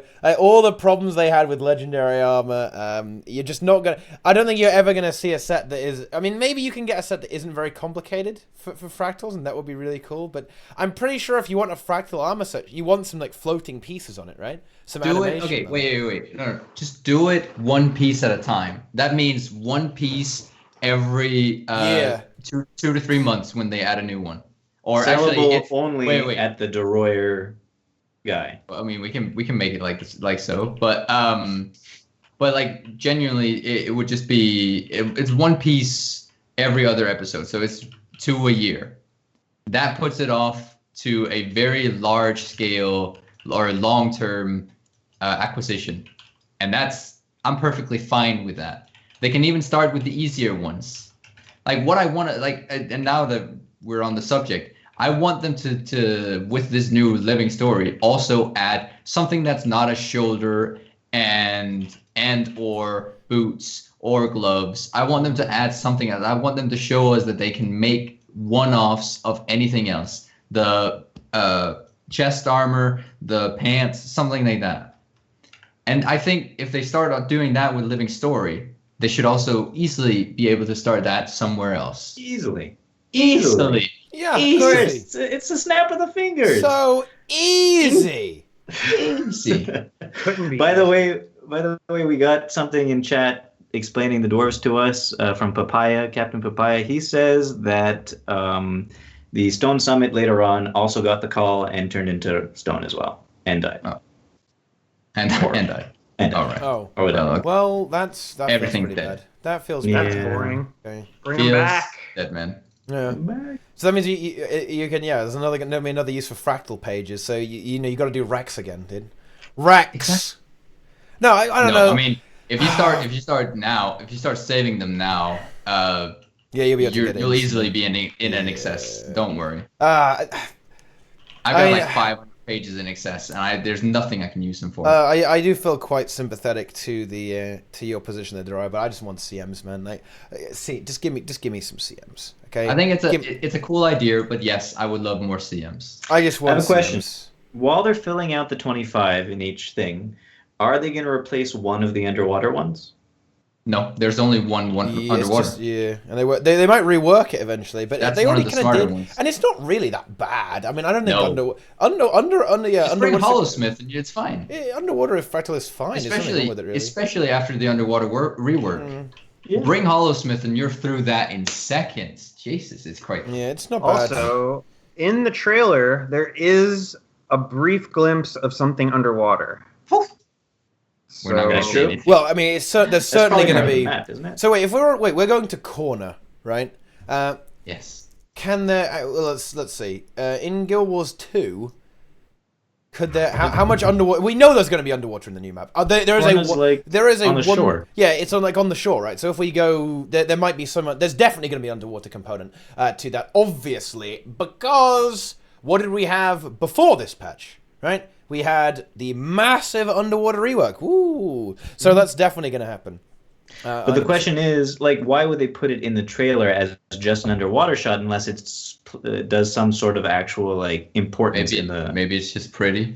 Maybe it's just pretty. I have to Not be pretty. the devil's advocate here. I genuinely don't think that there's going to be anything more than maybe an event down there. I don't think that this patch was the underwater content that we were hyping for, or that they are building for. I think it's somewhere down the line, further down the line. But I think the underwater reworks and stuff was just the groundwork to toy around with what was further down the line. I don't think that anything major will come with underwater this time around, even if the teaser was there. Interesting. That's just my perspective. Well, if it's not the fractal and it's not the living story, It's the raid. It's the raid, underwater raid. Here we go. Raid confirmed. What up? It's happening. Hi. They were the lead devs wrote a note to somebody underneath saying we should go more into the underworld, but they misread it. And it's more into the underworld. UW, they interpreted it incorrectly. Yeah. Oh dear. Oh dear. Yeah. In my opinion, then again though, right, if it's going to be BEETLE, I mean I don't think think about the BEETLE mount, right? How will they be able to show off the BEETLE mount if there's going to be underwater components? Because the BEETLE isn't really going to be underwater. So I think Deroir has good evidence here based on the fact that there's a BEETLE mount. The BEETLE Maybe is it's not, a water beetle. The BEETLE, It's a water beetle, yeah. Maybe it has water components. Yeah, maybe. And we just haven't seen it. Maybe it floats. Yeah. That would be funny, Floaty right? BEETLE. I mean, that could happen. Floaty beetle. I suppose it doesn't really exclude them from having some kind of underwater component, but it does seem a little odd that they would rework underwater, presumably because they want to make some kind of underwater content in the upcoming patches and then not do it in the patch. But I think it's just too close now. I think that's it. I think maybe, if anything, we can look at it one living story down the line, but I think they're too close to each other. The concept had already been figured out long before the patch went in. Like the concept for this episode was already figured out long before the underwater patch went in. Oh, that's true, actually. That is true. And was concepted out. So like, yeah, I think it's just not really that likely this time around. Okay. Yeah. Maybe maybe a little nod towards it, but I'm not betting any money on it. I ain't. Yeah. Well, I mean, at some point we have to, do something with the underwater dragon. So eventually, At some point. They're looking to get away from this dragon storyline stuff as fast as they possibly can. I really want them to Like- just turn around and I think make it all into dragon stuff all of a sudden. At some point, Arene's just going to absorb both Shatterer and the underwater dragon's power and then fly off into the sunset, and we can finally put this dragon crap behind us and move on to actual stories with villains who have motivations and depth Well, we got Joko, right? And good writing. Well, I said good writing, so not Joko. I like Joko, man. He's funny. Joko's cool. I mean, feel I like- didn't realize that Joko became like a pansexual like theater performer in between the last 2 patches. Like that seems very odd to me. So I feel like I just think it's weird that like his method of combat is like show tune dance offs, apparently, according to this new trailer.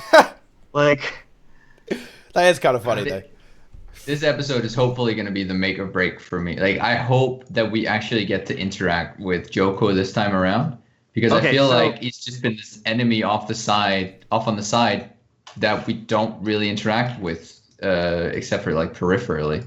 Okay, so Well, someone like, asked, when where he does was the in the cage. pansexual thing comes from? If you went to that part of POF where you rescue women or things from his harem, It's funny, though. there is like a harem. His harem is in Got a choya. one of the things, and you rescue him, and he has Yeah, like all heartbeat. different species and weird shit going on in Well, that harem. It kind of just And makes so, sense, of course, doesn't it? yes, he's pansexual. He's. I think that's canon. I mean, it kind of makes sense. He's like, how many years it's old? funny, dude. He's gonna get into some kinky stuff. Yeah, I mean, dude, might as yeah, well, ooh, right? yeah, Yeah, you get ooh. bored after Why a thousand not? years. Yeah.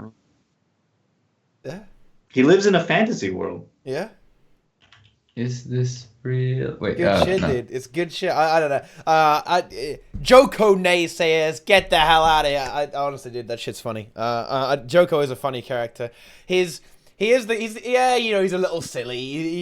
You're not gonna find that much serious stuff here. And I suppose it is a little weird when you kind of have that juxtaposition where he's trying to like turn everyone into a scarab, or like have scarabs eat them from the inside, but he's also doing these kind of weird dance moves, you know, like, and being a little bit sassy. You know, that's a little odd, right? But I don't know. Maybe that's kind of funny. It is kind of funny to have those two kind of opposing. It's like things Jared to go on. Leto's interpretation of the Joker. Is what they modeled it after. That is harsh. That is harsh.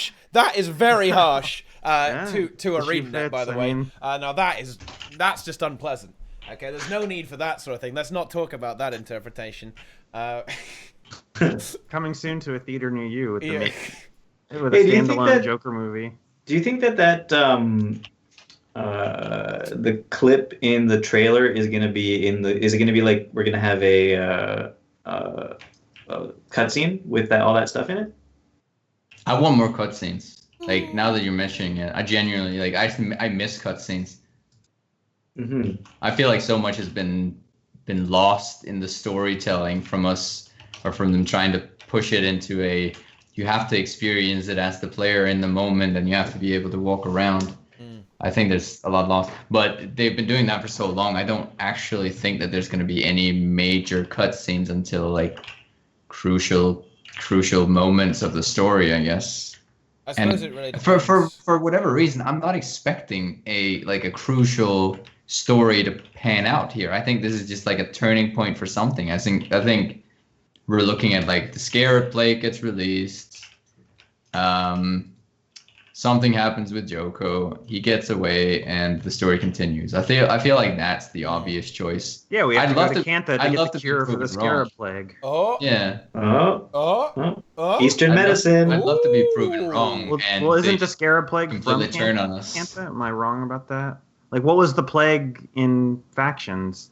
Well, it was the Was it- Shiro plague that turned everyone into afflicted, disgusting. Isn't that- thing. yeah. Yeah, like well, maybe they should make that they should be one and the same, so that there's a seamless. It should just all be one plague. Yeah, just one Yeah. plague. You know, it's good. I definitely think things are probably moving towards Joko being the end boss for sure of the living story. I mean, definitely. I think that's probably where we're going. So, yeah, he's going to wriggle away, or we're going to thwart him, but he's going to go, "Oh, you menace! I'm going to get you good in the next episode, buddy." That sort of thing is potentially going to happen. But on the other hand, maybe we get rid of him relatively early on and we move on to another dragon threat. Because bear in mind, guys, they have got to wrap that up, right? Before they do Guild Wars 3, they do have to wrap up every dragon. So they have to do something, Three. right? And of course, That's what Arene's for. And look at Path of Fire, right? Path of Fire is completely stylized around Kralkatorrik, really, right? You've got the purple going on there. You've got all the crystals everywhere, that sort of thing. Even the trailer, right? Look at the text. The text was the font they used. It had all these kind of weird crystals all over the place. So But it there was is that Well, with that's the the last Path one of as well. Fire. That's the Path of Fire text. Yeah, it's the it's the Path of Fire theme, but it's linked with the dragon, with the way that the dragon is. Yeah. So they might want to resolve that as well. So maybe we just go, right, okay, Joker, right, you're done, son. Right, shoo. Right, we've got to go and do something important now. But I know that's the horrible scenario, like them just doing a 180 on the story that they've been building for now. Was that 4 episodes? That's kind of the shitty situation, but I kind of want that to happen. I want them to turn around and actually do the story that they started on in Path of Fire. Because I feel like, I kind of feel like this is just a side story. I've talked about this at length. This story just feels weird to me with Joko. It feels out of place. But yeah, never mind. So I kind of want them to just spin on their heads and do something else, like pull something drastic out of their hands. Maybe we figure out a way to deal with the dragons using Joko. Maybe we join Joko into. Maybe the dragon tries to eat Joko. Joko's like, "Whoa, buddy, we got to sort this out." We join Joko. Kill the dragons. Yeah, genuinely. Probably one of the coolest things that they could do would be to make Joko an actual ally. No joke. No Joko. I genuinely, no Joko. I genuinely feel like that would probably be the best for his character. To us, like, find this actual alliance in the end, where we're like, all right, we actually have a common enemy. Let's put all of this jazz aside and actually work together to a bigger course and get this like army style situation going. I feel like that would be the better situation, much better situation for Joko and the story. Yeah. And that would go well. They're certainly trying to avoid what they did in they're trying to come up with different ways to deal with the dragons, right? Because it didn't really work out for them in the original game, in the core game, or Heart of Thorns, I want to say. I think it was both pretty. People weren't really satisfied with how that went down, so they tried a different way with Jormag and Primordus, and I think that kind of worked out for them, right? It's like, that's job done. Okay, going them good, and then of course they have to figure out what to do with Kralkatorok, and they want to go in a direction that isn't going to piss people off, right? And joining with Joko, maybe we turn Kralkatorok into a giant scarab. Okay, boom, there we go. We got him good. Maybe the plague works on dragons. Yeah, we infect Kralkatorok with the plague, and he gets eaten alive by scarabs. That's pretty messed up, actually. But I'd like to see them, like the scarab or plague or whatever, dig through the crystal, I guess. Oh no, that's not. It's a bit off, but yeah. That would be something at least. Yeah, it will be something. To kind of go back to cutscenes for a while. How do you think it's difficult for them to make the raid cutscenes? Because something like that in the story would be pretty awesome, right? If they could have some slightly longer versions of that. Look at the one at the end of Wing 5, right? You have this kind of cool scene where Doom is getting imprisoned, right? It's obviously it's using the in-game models, right? Similar to how like a WoW cutscene would work, right? To a certain extent, and which is fine in my opinion. I think it's really cool actually. So, I mean, if they just add some voice acting to that, boom! You got a story cutscene, ladies and gentlemen. I think that sort of thing will be really awesome. A little bit longer at the end of an episode, or at the end of a boss or something like that. You have these cool cutscenes to kind of bit of exposition, bit of cool thing. I realize that ArenaNet don't really like that, I guess, because they prefer the dialogue in the game. But I do like cutscenes. I'm a bit of a sucker. What can I say? I absolutely love cutscenes. Even the unskippable ones, I really like them because they just add they add flavor to an encounter or a moment that you can't get out of being in the game the same way. There's something to be said about camera angles and camera. Yeah. But I do think, like, to go to your original question, I do think that there are some limitations. Let's just put it like that make it harder for them, because yes, it uses the in-game models, and yes, it is more or less the same, but they do have to get the animators in on board for that team to actually pull through with new animations for that. Like if they're doing some weird hand gesture or whatnot, like say just the Doom thing, right? They had to animate that entire thing. That's never been added anywhere else in the game except for that. So it is finely tuned and made for that specific moment. And I think, yeah, they'd like to cut that out if they could. Seems like that at least, but I prefer they don't. It definitely seems that, like, I think there was a guy hired for it, because over the last year, I'd say that the cutscenes that they have in, at least in the trailers and in some parts of the game, have gotten a lot better than they were previously.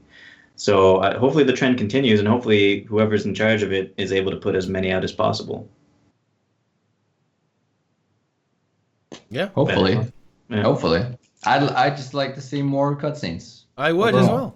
I like cutscenes. Cutscenes are cool. Will we see any? Probably not. Yeah,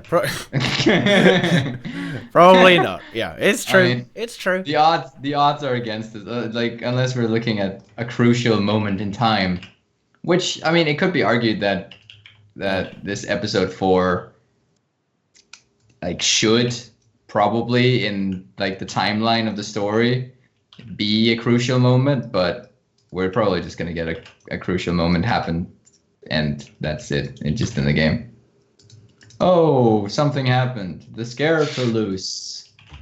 Let's flee. I'm still hoping for a real loss, like you guys are talking about earlier. I'm hoping Fail for a real loss Awesome.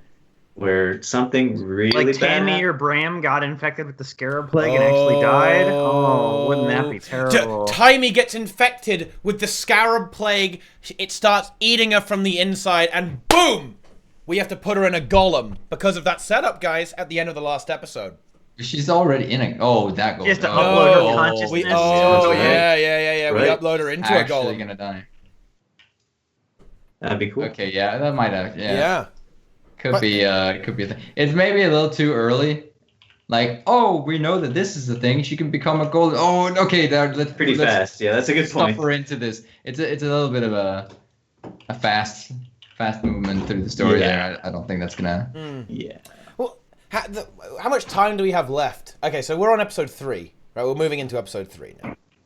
Mm-hmm. Yes. Oh, Okay. wow. Okay, yeah. Yeah. I don't know why I So- thought it was actually episode 4 for a Yes. second. Yeah, episode 3, or am I crazy? So it's episode 3. I think you're right. Yeah. Okay, yeah, It of is course, 3, of yeah. course it's 3, of course it is. Blah, blah, blah, blah. So we're moving into episode 3, so that will be the halfway mark in theory, right? In theory. In theory, that's the halfway mark. Theory. So do they want to start killing people off in the midsection? Maybe they want to wait another episode before they start killing. It depends on like how heavy they are on the cliffhangers. We know that they have a huge tendency to include cliffhangers at the very end of everything, but also slight cliffhangers at the end of episodes. But Well, I think it's gonna be. last season's episode 3 was quite the cliffhanger. There was an arrow that was fired at a tooth. And we've Yes. never followed up on it We've since. never followed up on him. He just kind of disappeared. Isn't it assumed came that it back, worked? and he It was worked, like, though. Do you know what, guys? Space is pretty cool. And then we never heard about that crusade with the Norns. That was it. But we have limited time, Disappointing. okay? They had limited time to make it happen, all right? I mean, Uh, it was, yeah. Yeah. It's a weird cliffhanger. Is all I'm saying. Well, I don't know. Yeah, they could do cliffhangers. Like I said, all I hope for is that there is a bad thing that happens. Yes. Because, I you know, want someone yeah. to die. Bad things can happen with scarab plague. I think You think- they'll probably kill a lot of nameless civilians, though. I think they'll be loath to let go of one of their precious meme characters, right? You know, Braham's got to still be there, going, oh yeah, oh, yes, Fair. I'm my own I person. I'm all edgy. You know, I'm a teenager. I'm yeah. Oh yeah. And his arc isn't completely resolved either, so I don't think it's going to happen right Rox away. is He still needs gonna be to there. find acceptance in not killing Farron, guys. Farron is the obvious one according to the trailer. The trailer oh, kind yeah, of he's in teases the- something Farron to dies. the trailer to Farron. Did Farron He just, like- accidentally unlock He's the just scarab like, plague? and then the Farron spirits is kind of E. come towards him. Something comes toward him. So like, It was Farron unless, all along. unless he's E, he will die. I hope, maybe. He will die. But that's more meaningful for a small section of human characters, right? Well, I guess a decent number of the human characters. Otherwise, no one really cares, I guess. Yeah. No, he was in Heart of Thorns and stuff like that. Yeah, as a He meme. was the meme character Yeah, there. he was the meme. Yeah. He was the Tarzan in the jungle kind of meme Yeah. with his whole like But loincloth and everything. He's been in all the Living World stuff, basically. So he hasn't just been in the human storyline. He's been in all the Living World stuff as well, right? He was naked on the beach in South Sun Cove. That's all I can remember. He was naked somewhere He was else, naked- and then he naked was naked somewhere at the else. end of Path of Fire. Yes. He's Yeah. just naked. Ooh. Ooh. Ooh. Well, yeah, I mean, that's good, I suppose. Yeah. Yeah. Boots is definitely right, though. We need to lose, and we never lose. It's a problem. Okay, the heroes always win. The good guys are always winning. I mean, we're obviously going to win in the end, but it always seems so easy. It's always the case. It's like, oh, a terrifying challenge. However, are we going to survive? Like 30 minutes later, we got the solution, guys. Survive. Job done. Yeah. Okay, not a Isn't problem. that the plot of Didn't get every Dragon destroyed. Ball Z story? That's Yeah. like that's basic. But that's slower than 30 minutes. Well, It's here's the thing: like role-playing games, you can't lose in a role-playing game because the players are inserting themselves into the character's shoes, and Not if a you role-playing lose, game, a MMO role-playing game. even well, a massive in any role-playing event, game. the players are inserting themselves into their character's shoes, and if the character feels bad, the player feels bad, and people don't want to feel bad. So they're not going to end it on a sad note. Like, it's just not going to ever happen. In I wanna feel RPGs, they bad. can do that. They do that in RPGs, just probably not in an MMO. Yeah, well. Because you can't really kill off a character in MMO unless you're ending the game, and that doesn't really happen. Yeah. But you're never going to get, like, the Empire Strikes Back ending where it's like, oh, we just got our asses kicked this whole thing, and that's it, and see ya. Like, Yeah. people won't come back to the game. Well, there was Lion's Arch. Yeah, they rebuilt it. It was better than ever, or different than ever. Ever. It was different. Better than ever. I mean, but I don't think anyone like really cared about Lion's Arch. Like no one had an emotional investment in it. Yeah, they're not killing any I characters did. that people are attached to. Like, did anyone really care about Traherne? Or Air. I mean, Air, of In all the the end, characters, we all they cared. obviously kill Air. It's weird, right? The only person who cared about Air dying was another fictional character, right? It was Braham. Like he was the only one who cared, I suppose. Oh, well, I guess our character role played as being really sad, but We paid respects. yeah, press F. Yeah, press F. Right? So I don't know. Wait, is there any character? This is gonna sound very harsh. No. Okay, this is gonna sound very, very harsh. Okay, Uh-oh. chat, and I'm not being mean here. Is there any character in Guild Wars 2 that you would actually care about if they killed? No. Yes. Who? Lena, maybe. Who? Just because then Lena, no more Lena's raids. been with us Kanak! through thick No! and thin. They can't kill Kanak! Holy shit! Yes! Kanak is Thank you actually- for reminding is me. actually- No! Yeah. That's a good one. He's actually the best character. Yeah. Oh, Tybalt. He's the only one that Tybalt was really matters. fucking sad, dude. Okay, that actually was. That I had emotional investment in Tybalt. That is real shit, dude. Okay, but Kanak, no, not. I like Belinda. Don't kill him. I like Belinda. Don't kill him. I would be sad if Belinda died. I'd be sad if Ridlock Wait, died. Belinda's already dead. Belinda's dead. What are you Oh, talking not about? You're Belinda. talking Sorry, about Marjorie. Her. I was sad if this dead character was dead. Dead. I was very sad about Belinda dying. I met her 2 episodes before that. We hit it off. Not even 2 episodes, like 2 story beats before. We hit It was it like off. in the same fucking breath. that I she was still, like, oh, hi. carry her sword. I still carry her sword. That's how much she meant to me. Yeah, or the gems. The gems meant that much to you. Yeah, that's right. No, but Hey. honestly, yeah, Marjorie, Ridlock, Kanak. Really care about Marjorie? I think so. I like her. Why? Why do you cool. care? She doesn't do anything. What has she done that's good? She has a great know. sword, right? You have to She's do a something rainbow. that's good. You just have to do something that's meaningful. Could be bad. Well, I mean, I like Kyoko means a lot to me. I like her as a character. Mm. really? Well, fair enough. Fair enough. Oh, Kazma. Yeah, no one cares about Kazma. She's just mildly annoying. That's her role in the story. Yeah, she gets to be all flappy and fluttery, and then hiccup. I mean, yeah, I'm okay. Sure. And then she cracks a joke about not wearing any clothes. I mean, you know, that's like the best guess that's the best they got for Casimir. I don't know. So you're saying she's flappy under the illusion? What? Wait, she's flappy with the illusion as well, dude. Like it's. Oh, okay. Yeah. Okay. Yeah, I mean, well, I don't know. Blah. No, in fact, I still really do. I still really want to learn more about the whole Mesmer conclave with Casimir and whatever's happening with E. And I want to learn more about that. You haven't given up? I haven't given up hope on that being resolved at some point. Hopefully, maybe we learn more about it. The Mesmer's conclave. It's gonna happen. Maybe we learn more about it in the transition over to going to Cantha. Yeah. Ooh. Maybe. Well, this is a tendency that we do have. Thanks to the limited nature of how much time they have for the story, is that there do tend to be a lot of loose ends, right? There are quite a lot of loose ends. Like, as we said, the Norn stuff, the E stuff, it just doesn't really get resolved. I mean, I guess it could potentially. I guess it's always left open, but I feel like it might not, though. Just based on the fact that we have stopped receiving any mail from him, makes me think that maybe they're purposefully. But he's concerned with Crichton matters, right? Yeah, he's true. Crichton. Mm-hmm. That's what they want to. Never mind. Yeah.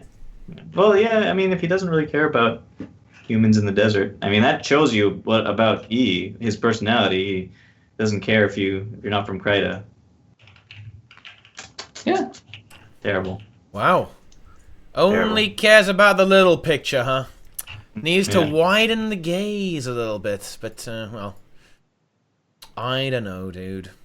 Anyway, is there anything else we've got to talk about? I think that kind of exhausts the situation when it comes to that. Are we getting anything else? Did we miss anything? That stuff coming up? New Black Lion key. Nice. I've got 300. I'm ready. Oh, shit, dude. Oh, yeah. Oh, exciting. Yeah. Are we going to get the Beetle mount locked behind the first Black Lion chest that we get in? Or the Beetle, Beetle mount skin? Yeah, well, of course I will. Then I'll have 299 keys that I have no use for. But no, I'm going to open all of them, guys. We're going to 300 keys. Whoa. Let's see how much of my hard-earned gold I've wasted. Okay, it's why is there not a repeatable title for opening Black Lion chests? Why is that not? That might be bad. That's in Guild Wars 1, they had the luck thing. Every time you opened up a chest in the game, you got like some luck points. Why not backlash about gem store titles? Yeah, I'll try about it. Who cares? I mean, would anyone care? Like, if you saw someone wearing the "I opened a lot of chests" title, would you actually feel like not bad for them? It's technically not pay to win, guys. You could buy it all with gold if you wanted to. You could do it all from repeating the living story once a week. Exactly. Yeah. You could do it eventually. You could do it. I mean, someone who's like super rich, like those, like the Enko types, would get that title. Right? Yeah. Would get the title just to say they have it, and they opened like 1 million Black Lion chests or something. But I mean, would the average person even care? I don't think so. No, I don't think so. I don't think so much. But yeah, I think, guys, that will actually just about do it for this tea time. It always seems like when we actually have something to talk about, we just rattle on through it, guys. We just get it done. We're efficient. It's only you only get the mega tea times when there's fuck all to talk about it, and we just like shit talk the game for like 3 hours. That's where the real content comes from. It's great. But before we go, all we really have is a minute and a half of a trailer. Yeah, true. Next week is going to be. Oh yeah, next week is going to be the big one. And we're gonna either trash talk it or we're gonna praise it. Something's gonna happen. And maybe on Tuesday we get the raid announcement as well. Maybe on Thursday they drop the raid announcement on us. They drop that Alliance forum, that Alliance blog post that we have now been promised 100%. If we don't get it, time to flame. No, I'm kidding. Of course. But now, Are we getting Mesmer nerfs on Tuesday? Balance changes. Ooh, no, that is one thing to talk about. Actually, when will the balance changes come in? I presumably at the end of the. I've heard a couple weeks after this patch. Yeah, gonna have another mid-season PvP balance patch. Oh no! I think the There's nothing wrong with mid-season. I'm sorry, guys. The response to mid-season balance patch is like, get fucking good and adapt, you fucking newbies. Okay, seriously, right? They should just drop it, right? Yeah, of course. Yeah, there's not going to be a balance patch on Tuesday. Certainly not. I mean, because the way balance patches go with ArenaNet is that they'll give you like a heads up, like this is some of the things we're talking about, some like a bit of a preview, if you will, right? So that it's going to be. Yeah, exactly. As Ben is saying here, like it's not going to happen with Living Story because it would be a bit weird to release it during Living Story. They're more of a separate thing anyway, and that makes a lot of content. sense. Balance. It is content. It absolutely is. Yeah, but for a lot of people, it will just detract from the content that's just been put in. Exactly. That's because why there's other content. We delayed the raid, so we didn't have a triple release. You can't have balance in there, thus remaking it a triple release. Yeah, balance needs to be its own thing. Does it still count as a triple release because we get roller beetles though? Yeah, the mount counts as content. There we go. Arena exposed. Triple release. The other thing is that suppose there's a raid in 2 weeks after the Living Story patch. They can't do balance there either. Right, because they can't drop balance at the same time as a raid, right? So balance, can they not? They could. It would be like a mid-season PvP thing. Yeah, exactly. It's not exactly. You can learn your new chrono rotation. Yeah, in the raid during the new raid. Yeah, all right.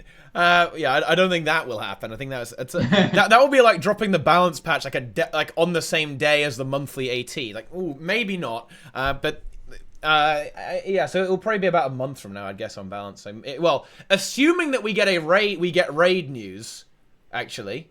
Assuming we get a new a raid announcement, then it will be in like a few weeks after the new raid, probably, or a week after the new raid. Who knows? Like, it would be pretty after the new raid, or a week before. Who knows?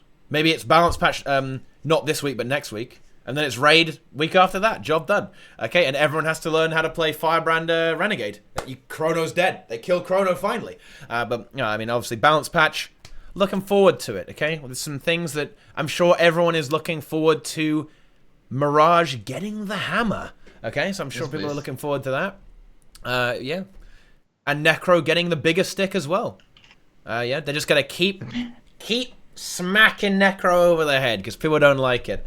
Even though the portal guy, he's dead already, guys. He's dead already. But anyway, I think. Hey, well, what do you guys think about balance? What's going on with balance? Is that happening soon? Apparently not. 2 weeks or a month. No. My guess. Yeah. Something like that, probably. Yeah. I'm on whichever one the raid isn't. Nike's side. Yeah. Whichever one the raid isn't. Yeah. I think that makes sense. That makes a lot of sense. Mid-July. Yeah. And as far as PvE balance goes, there's only a few outliers at this point, like in terms of like overpowered. Yeah. So I don't know, people are like, oh, you guys need to do change for the sake of change, but people hate that. Like, people say they want that, but they don't actually want that. They don't want their build. They don't want their build changed for the sake of change. That pisses people off. Mm-hmm. Like, they want other people's builds changed for the sake of change. Mm-hmm. They don't want their own. So it doesn't make any sense whatsoever. Actually, I might be the only person who wants everything changed for the sake of change. Fair enough, because that's content for you. That's content for me. Yeah. I don't know. Wow. Buff Power Rev, buff Power Necro, buff Power Thief. We're good to go. Mm-hmm. Yeah. Nerf Staff Ellie, nerf Chaos Chrono. Nerf. No, buff Chaos Chrono. Let's go. Buff Chaos. Buff it so that it does 25 might as well. That way we don't have to use any druids whatsoever. And it can heal too as well. How about that? Just give it everything, even double the CC power of it. Yeah, make it so that like your Phantasm, when you summon a Phantasm, it heals the party for like 2k or something. A new inspiration. One MOA is now 3k. I don't know, 6k, 10k. MOA, easy. just make MOA work on raid bosses. Yeah, it actually MOAs them. Easy. That should be a. Then they become legendary MOAs. And like have a whole new set of skills that just destroy your raid group. Yep. That super quick auto attack just that. Yeah. Okay. Can't wait. Yeah, I can't wait. I'm certainly there's definitely guys, I can guarantee one thing, although this isn't exactly a bold prediction here, but there are gonna be some tears, guys, for the next Balance patch, because there are a few things that are probably getting the hammer. All right, there are a few things that are gonna get smacked. So we have that to look forward to. It'll be great, I'm sure. It'll be a lot of fun. But yeah, I don't know. I really like balance patches. Makes it exciting. Good stuff. And yeah, I'm looking forward very much to that, and that's probably gonna happen soon. And yeah, Power Reaper buff, okay? Power Reaper buff. Let's go. Double Gravedigger damage. You know what? We were talking about this on the stream. I really think it would be awesome if they made Power Reaper into very much an execute class, right? Because there's no class that actually has that. There are 20% extra damage mods below 50%. But what about if Reaper really doubled down on that, right? So Gravedigger does even more damage to people below 50% or something, and recharges faster. Or maybe they add a Reaper trait that makes it so that when you're striking people below, every time you land a consecutive Gravedigger on someone below 50% HP, it stacks damage or something like that. Because that doesn't affect PvP. You're not going to land 50 Gravediggers, right? But what if every time you hit a Gravedigger... Cleaving down to people, maybe. That's maybe, yeah, maybe. But that would be okay, right? Surely if you're cleaving down people with Gravedigger, you're probably in a pretty good spot, right? And should be rewarded on Power Reaper. So every time you land a Gravedigger, you get 5% extra damage in your neck. Oh, okay, maybe that might be a little too much, actually. Okay, but make it so that every time you Gravedigger even harder on the next one. Yeah, with no cap. Yeah, with no cap. Yeah, with no cap, dude. Because that would actually kind of reward skill, right? And make it so... Yeah, it would, because think about it. If you fail one Gravedigger, you're fucked. Think about that. No, what I mean is, right? So if you don't land a Gravedigger within 5 seconds, you lose all your stacks on a 50% target, right? So then when you're fighting a boss in raids, lower than 50%, you hit every single one of them. Only if you actually do, though. Only if you do, and you can keep up DPS uptime. What if the boss moves away from you, or if you fail one, or you go down? Not that hard to hit a Gravedigger. Not necessarily, but on some bosses will move around and you might miss one, right? But yeah, it's pretty easy to do. But I don't know. It doesn't have to be hard, guys. Just an idea, okay? All right, okay. All right, okay. At least I'm not running fucking Rune of the Weaver on Mirage, okay? How could you not run Rune of the Weaver? I don't think they need to necessarily change Gravedigger. I think it's the other traits like Spite. The Spite trait line is a piece of crap, and it's supposed to be the power trait line for Necro, and it's really bad. There's one good trait in it, the 20% under 50 and trait. Awaken the Pain. Awaken the Pain's really good. It's a little boring though. That line just needs to be more on the level of Fire Magic is for Ellie to be good. Fire Magic is just a great trait line. Yeah. If Necro had that, if Necro had those equivalent traits in Spite, Reaper would be in an amazing spot right now. You could buff Blood Magic up a bit as well. Make Blood Magic do more damage. Maybe in PvE only, perhaps have the scaling way better with power. You could do that. Remove the internal cooldown on the Vampiric Presence in PvE. In PvE only, yeah, I can kind of see that working. Actually, definitely, I can kind of see remove the. That would make it very strong though. Actually, Boots. That would be probably too strong, just as a defensive kind of thing. That would be very sustaining. Especially if you play fucking Heal God Necro as well. Now that really would be strong. You know what they should do? It doesn't get affected by heal modifiers. They need to make it affected by heal modifiers. Disgrace, right? If you have healing, it is affected just terribly. If you have healing, as in a 10% healing mod. If you've got a 10% healing modifier, it doesn't increase the lifesteal, which is right. But I don't know. Anyway. Buff Blood Magic, buff Vampiric Aura, boom, let's go. Buff Gravedigger. Guys, I have a fully geared Power Reaper with infusions. Let me get some value out of that, okay? Let's out DPS Weavers. Well, you can do that in Pug. Just join a Pug group and you can out DPS Weavers, no problem on Power Reaper because everyone's bad at this game. But that doesn't matter. Okay. But you've also been doing Support Scourge recently, right? Yeah. Yeah, how's that been going? I think I saw you doing 7k DPS with a Support Scourge. Oh no, Is that possible? No, I would. I guess probably in first phase, but I was playing full Magi Scourge. I approve that. Nice. Yeah, Nike played this mode ages ago, but he did it wrong, okay? He was playing with some staff bullshit, dude, please. I mean, come on. No, that's the... I was trying to generate infinite life force so that I could just mash the buttons. nonstop. Dagger with is my infinite life force. Dagger is the ultimate lifeless generation. It's OP, and you just take Soul Reaping, okay? Blood Magic, and you look at the res. Just look at the res. Look at this clip. Look at this clip that just got linked, guys. I was baiting this pug group into failing mechanics so I could demonstrate this, and they all went down to green. I rezzed all 5 of them instantly, okay? That's sauce, guys. That's raw sauce. And you have loads of life steal. You heal people. It actually heals a lot because you have kind of permanent. With Soul Reaping, you have more or less permanent transfusion, which is about 1.1k a second on 5 people. You have life steal, which is about 200 health per second on everyone. You do some damage. I mean, what am I doing in this clip? Look, I'm nearly out DPSing the Soul Beast, okay? I'm only 1k behind the Soul Beast, okay? So you can do DPS. You can out DPS really bad people. There is that, but mostly it's probably the most. I don't know if that's the benchmark you want to go why not use Zealots and get some more DPS? You could do that. That's the way to do. You could, but you have way less healing if you do that, and also you need Vitality. For this build, Necro, I normally would say Vitality is a worthless stat, but on Necro, Vitality is absolutely essential in my opinion because you need the ability to be able to spam your abilities constantly. Like the dream. And the truth is, with Zealots, you're only getting like 11k DPS instead of 7k, so it's not that much better. The truth about is that you really want to be able to. The dream is to have every single one of your shade abilities on cooldown, because when you use your shroud, everyone life steals some more, which is really good. It doubles the effectiveness of it, so you want to have that on cooldown. Again, another reason why you need Soul Reaping. Boom. Because also Soul Reaping gives you a higher life force cap and more life force generation. It's essential, dude. It's essential. Okay. This is the ultimate heal necro build. Okay.